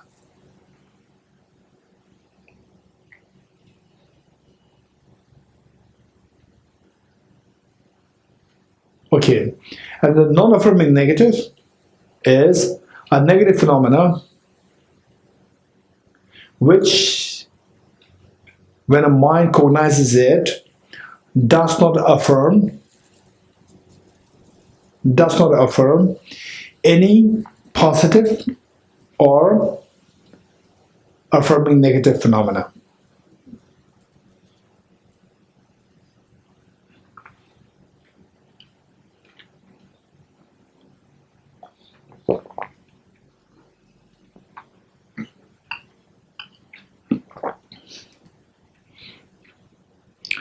Okay, I will stop here. Any questions before I assign you with the homework? Any questions? Yes, Kanu? Yes, I have a question with one of the answers. I don't know, someone in the audience gave. It was regarding the characteristic of the rose and impermanence. The impermanence of the rose is a characteristic of the rose. Yes. Is impermanence a characteristic of the rose? Okay, the answer is yes. Impermanence of the rose is the characteristic of the rose which is confined to the rose. Impermanence in general is the characteristic of the rose which is not confined to the rose. It pervades to other impermanent phenomena as well. There are many shared characteristics as well as the individual characteristics. Will absence of rose be a characteristic of rose? Of course. Yes. Yes. Gisela, once I asked you a question regarding this thing that if the impermanence of the object rose is impermanence of infinite, is the same as the infinite impermanence of infinite. No. So no. emptiness of the rose is the same. No. Emptiness of the rose is not the emptiness of other phenomena. Knowledge of the emptiness of the rose, direct knowledge, direct realization, direct experience of the emptiness of the rose equals to the direct experience of the emptiness of all phenomena. But emptiness of the rose does not equal to the emptiness of all phenomena. This distinction must be made. In other words, when you realize, when you have a direct experience, direct realization of the emptiness of one object, and that's simultaneously when you realize the emptiness of all phenomena. Whereas when you have conceptual experience of the emptiness of the rose, one object, it does not entail you to realize the emptiness of all phenomena. Okay, any more questions? Yes, Simar? Gisela, about the emptiness, is it a affirming negative or non-affirming negative? Emptiness is always negative phenomena plus non-affirming negative. Always. Okay, any more questions? Here's the boy there. Can I say that if the existence of the flower disappears, so the characteristics also disappears? A very good question. If the object, the flower, if it disappears, then is it the case that all the characteristics of the flower will also disappear? Answer is yes.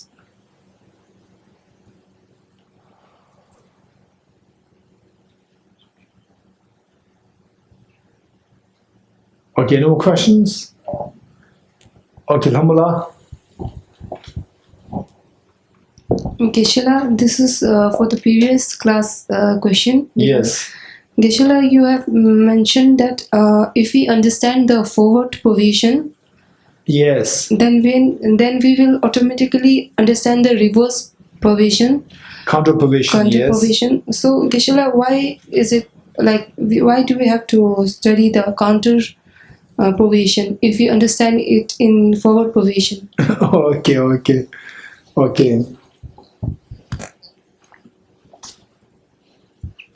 This is a good question. The language, okay, let's say,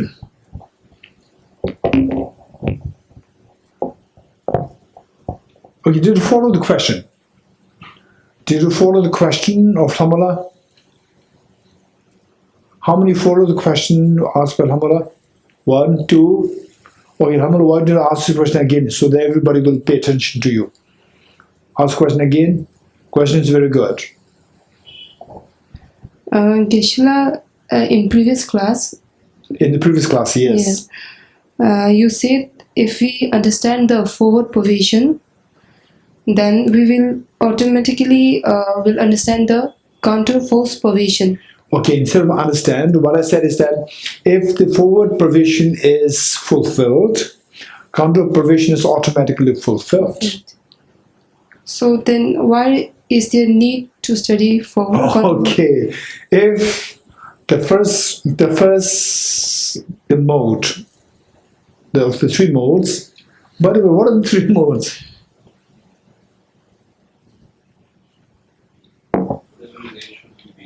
Huh?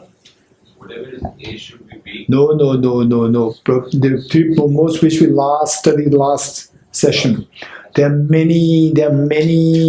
The things with the same label: 3 modes, 4 modes, 7 modes, and so forth. What we studied last time. Okay, for a syllogism to be a valid syllogism, it should be 3 modes. It should be 3 modes. What are these three modes in the context of a correct or a valid syllogism? Anybody? Rituji?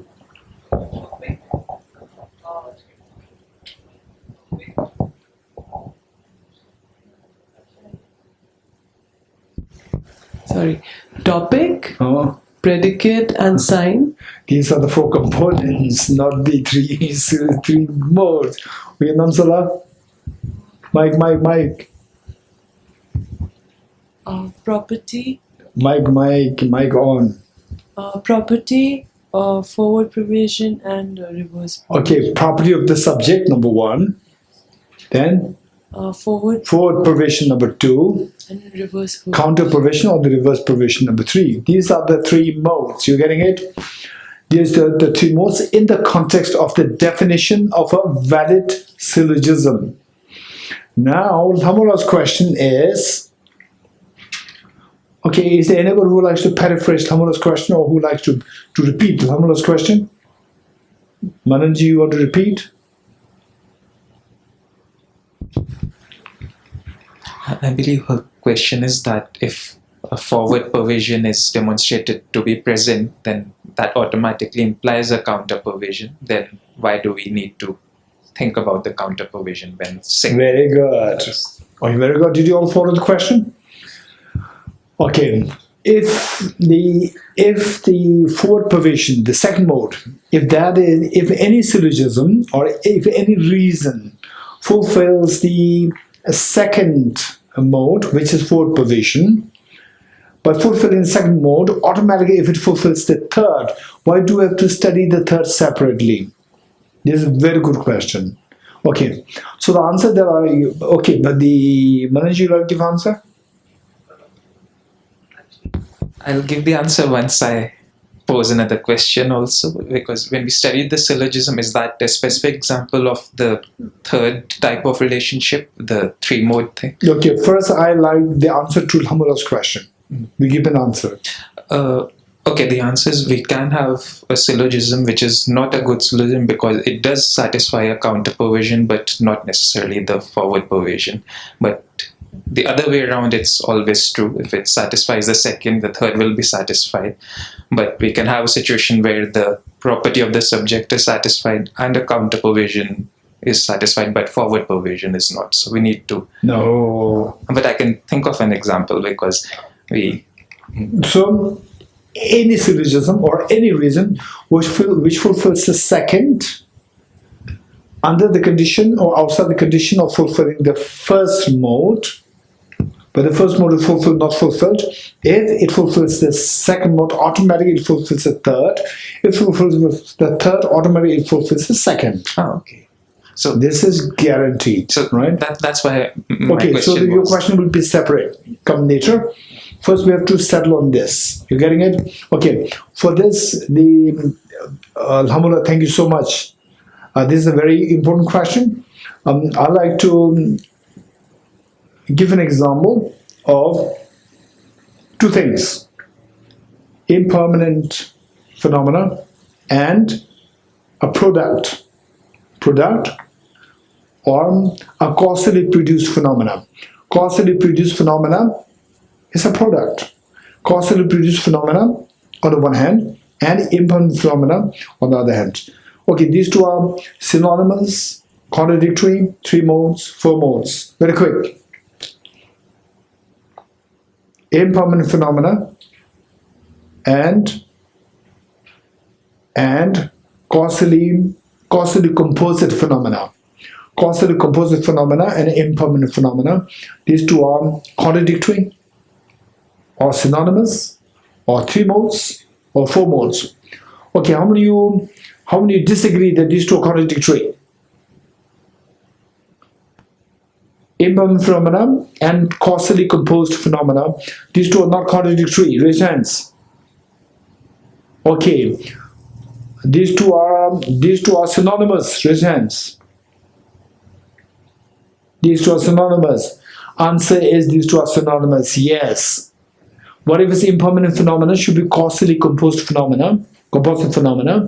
Whatever is causally composite phenomena should be impermanent phenomena. This is what the Buddha said. The first seal. What's the first of the four seals? All composite phenomena are impermanent. You're getting it? Okay. So impermanent phenomena and composite phenomena, these two are synonymous. These two are synonymous. But which is subtler to be realized? How many of you realized composite phenomena, that your body is composed of parts? How many of you know that? We all know that. You're getting it? This house is composed of parts, like the ceiling, the floor, the walls, and so forth. How many of you know that? We all know that. So composite phenomena, for us to know that is not that difficult. But to know impermanent is very difficult. You're getting it? To know impermanent is not easy. It's very difficult. The two things are synonymous doesn't mean that these two are equally subtle or equally gross. This is not necessary. These two can be synonymous, but one can be very gross and one can be very subtle. So composite phenomena is very gross as compared to impermanent phenomena. You're getting it? Okay. So although these two are synonymous, if you get a composite phenomena, you got an impermanent phenomena. But in terms of your realization, there's a difference. You realize composite phenomena first, and then you realize impermanent phenomena later. In terms of realization, these two, there's a difference. Likewise, in a language, so we talked about isolates and entities. You're getting it? Isolates and entities. Okay, so keep that aside for the time being. Likewise, when the forward pervasion and the counter pervasion. So these two, if one syllogism fulfills the second forward pervasion, then you automatically fulfill the third pervasion. But why the third pervasion is taught separately is because our language, sometimes we speak of, let's say, sometimes we say 4 plus 5 equals 9, right? 4 plus 5 equals 9. And sometimes we can say 9, or let's say, sometimes we say 4 plus 5, and sometimes we say 9. These are the same. You're getting it? Likewise, the reverse pervasion and the forward pervasion, these two are like synonymous, but in terms of the understanding, how the language plays, sometimes we explicit in the conversation. When we converse, we talk, for example, okay, I say that this is not a beautiful flower. I say that this is not a beautiful flower. You say, no, it is not beautiful flower. You're getting it? It is not beautiful. I said, it's not beautiful flower, and you said not beautiful flower. So not beautiful flower is beautiful flower. You get it? So this is beautiful flower, and this is not beautiful flower. These two are same. But this being a flower is a positive phenomenon. This being this being a beautiful flower is a positive phenomenon. This being not beautiful flower, this is a affirming negative. You're getting it? So likewise, sometimes we speak from the counter pervasion point of view, other times we speak from the forward pervasion point of view, and they will come to the same point.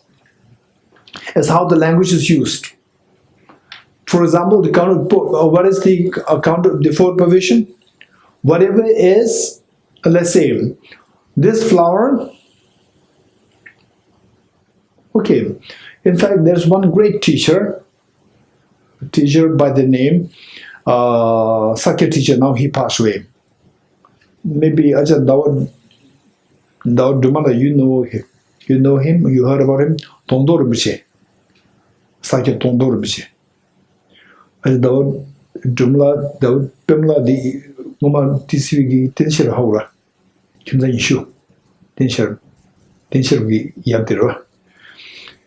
So what he said, this great teacher, what he said was that once he was, like, in a very nice way, he was giving me advice in a very nice way. He was not saying that I'm advising you. That was when I was a student myself. What he said was that in the Sakya, big Sakya monastery, during the debates, there was one student whose name is Tashi,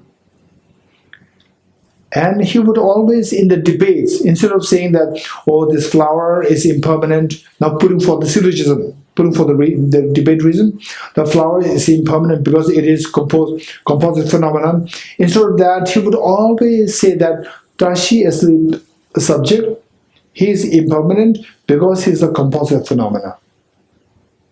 You're getting it? Instead of external objects, he's a great practitioner. This boy, young monk, was a great practitioner. As a student, he was actually applying all these studies into his practice.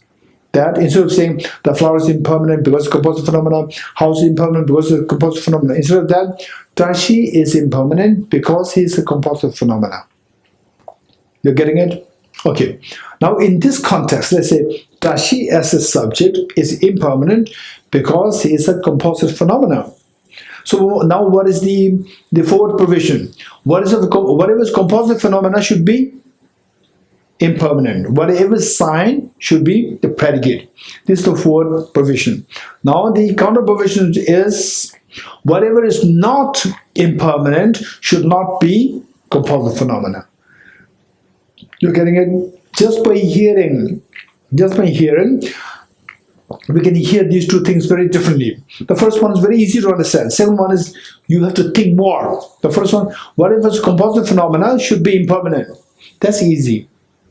Whereas whatever is not impermanent should not be composite phenomena. That requires more thinking. Although they will come to the same point. These two are synonymous, but how you present it in language, these two are slightly different. Okay, good. Any more questions? Is Manoj, you have a question? Well, I think, yeah, the same question. So when we talked about a syllogism, that applies to the three modes in terms of relationship only? Is that the specific case it applies to? Say it again. The syllogism, when we talk about the syllogism, good syllogism, yeah, that valid syllogism. Yeah, a valid syllogism. Mm-hmm. So that is an example of the third mode of, the three modes of relationship, because that's the logical structure. When I look at the syllogism, it seems to tally with that only. A valid syllogism when you have should be a syllogism. When you have A and B, which have the relationship in the form of three modes, that seems to be the structure of a syllogism. Is that no? But three modes meaning now there are many three modes. Yeah, I know. Three modes in the context of the definition of the syllogism, valid syllogism. Yeah. Three modes in the context of the four kinds of relationships. So are these the same, or can we have a syllogism? Very different. Very different. They're totally different.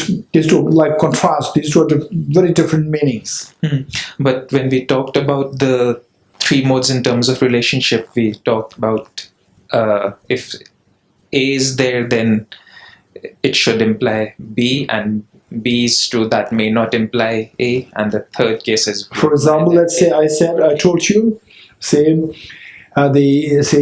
Tashi as the topic or the subject is impermanent because he is a composite phenomenon. Whatever is composite phenomenon should be impermanent. Whatever is B impermanent should be also composite phenomena. Right? There are three modes. in the context of the four the relationships. So there, whatever is A should be B, but whatever is B may not be A. You're getting it? Yeah. So these were very different. These two are totally unrelated, in other words. But when this particular example of a composite phenomena being impermanent, is that not an example of three modes? Because not all impermanent phenomena applies. Three modes in what context? Three modes in the context of the definition of the valid reasons, or three modes in the context of the four divisions of the relationships. Which three modes you're talking about? In the context of the four modes of the relationship. So. Okay, so there, no, it doesn't apply. Relationship between the sign and the predicate is to the. Okay, tell me, what's the relationship between the sign and the predicate of the syllogism?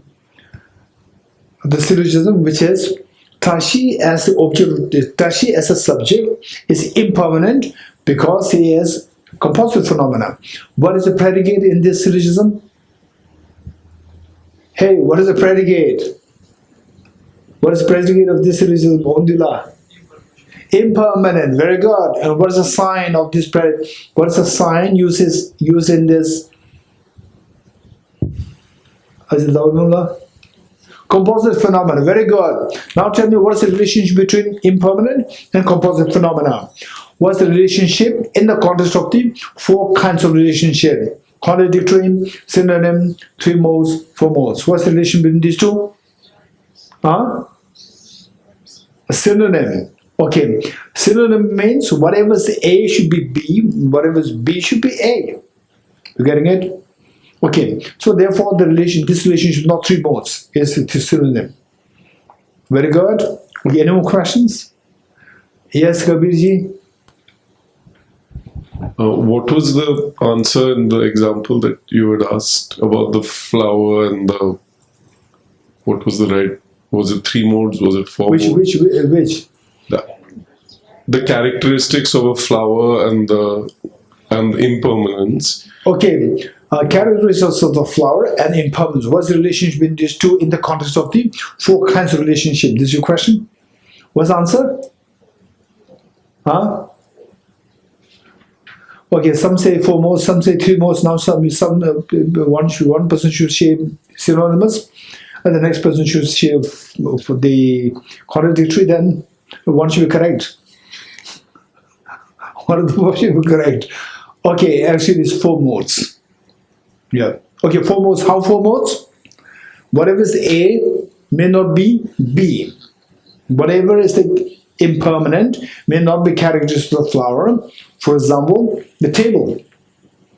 Table is impermanent, but it's not the characteristic of the flower. Likewise, whatever is the characteristic of the flower may not be impermanent. The flower not being beautiful or the flower not being table.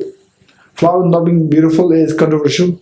Simmer is coming up with, this is not the character of the flower, it's the character of non-beautiful flower, right? So there's the flower not being table. Is this the character of the flower? Simmer? Yes. Flower not being table, that is the characteristic of the flower, but it's not impermanent, it's a permanent phenomena. So whatever is B may not be A. And the locus point between the two, the redness of the flower, or the shape of the flower, the color of the flower, that is the character of the flower as well as impermanent. What is neither A nor B? Space, non-composite space, is not impermanent nor the characteristic of the flower. So these, the relationship is four modes. Okay, very good. Yes, Simmer? Sorry, Gisela. So, hello. So, when we were speaking of this, Gisela, you had mentioned that you agree that the characteristics of the flower disappear when the flower goes away. Yes. Yes. Yes. And then you also said that the characteristic of a non-beautiful flower is permanent. Yes. Right? So, how do we understand? Are you referring to an existing flower, which means a living flower? Because then I understand that it is impermanent. But, or no, are you... This flower. Okay. This flower is not at all beautiful. Okay. So, or let's say this flower is not a table.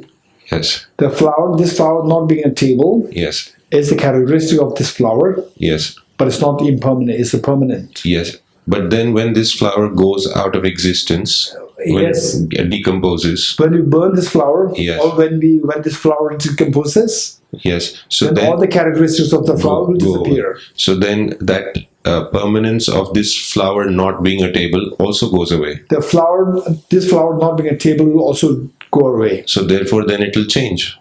Okay, so it'll go away. Yes, So therefore it will change. No. because so then if that is correct. Okay, let us put it like this. Did you follow the question? The question is a very good question. The question is, this flower is not a table. So this flower not being a table is a negative phenomenon, we said. And all the non-affirming negative should be always permanent phenomena. Non-affirming negative. A flower being not a table is non-affirming negative, therefore it is a permanent phenomenon. Flower not being table, this is the characteristic of the flower, and it is not impermanent. So the flower not being table is because it is a characteristic of the flower. When the flower disappears, all its characteristics should also disappear, including the flower not being a table. It also disappears. If the flower lasts for 1 day, then this flower not being the table will also last for 1 day. Within 1 day, it will disappear. If it disappears, it is impermanent. It is not permanent. You're getting it? This question.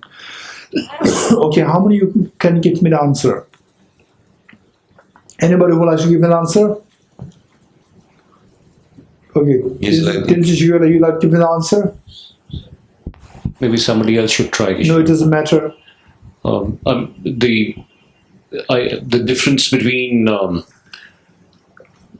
eternal and impermanence, we have to understand that while the flower lasts, let's say the color of the flower is changing moment by moment, but when the flower disappears itself, then we cannot posit any characteristics.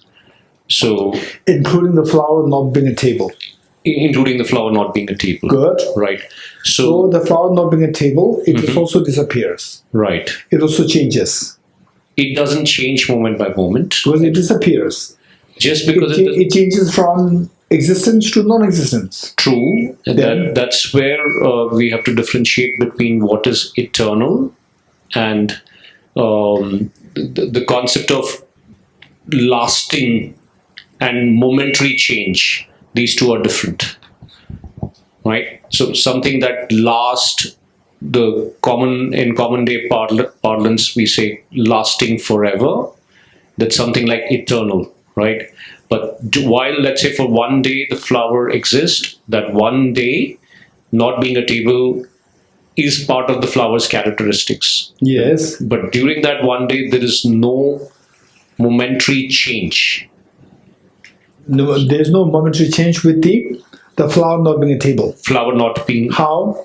Because it doesn't have any substance. Not being a table, there's nothing to... There. The flower is there. Yeah, true. so there's a substance. But for each moment, the flower is changing. It's not a table. That characteristics remains the same. We're not saying that this flower is not a table. It does not have a substance. That it does not have. Because it does not have a substance. There's no substance there which undergoes change. Right. Although it disappears, we don't say that it changes. Right. It does disappear. It disappears, but it does not change. Change means there should be some substance there which undergoes change. There's no substance there. For a non-affirming negative, there's no substance there. So therefore, although it disappears, it does not change because it does not have a substance. So therefore, because it is not changing, it is not impermanent. Because it's not impermanent, it exists. Not impermanent should be permanent. This is how we have to understand. So for this, we have to study the logic. We have to study the tense system. Only then we can go into these more subtle phenomena. Okay, very good. Thank you, Shigeba. Thank you. Okay, we'll end with dedication prayer. Okay, Rebecca, you do the dedication prayer. Mike.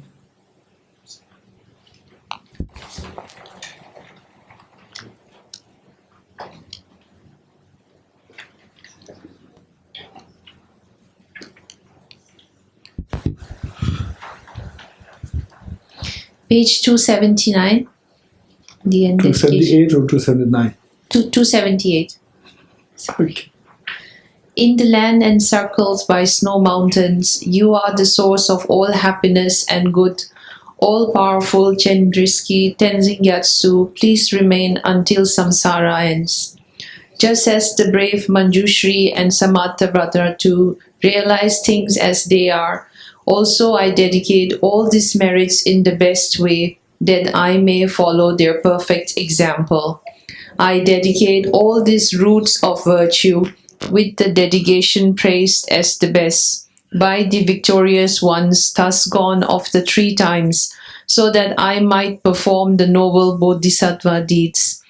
May the supreme bodhicitta that has not arisen arise and grow, and may that which has arisen not diminish but increase forevermore.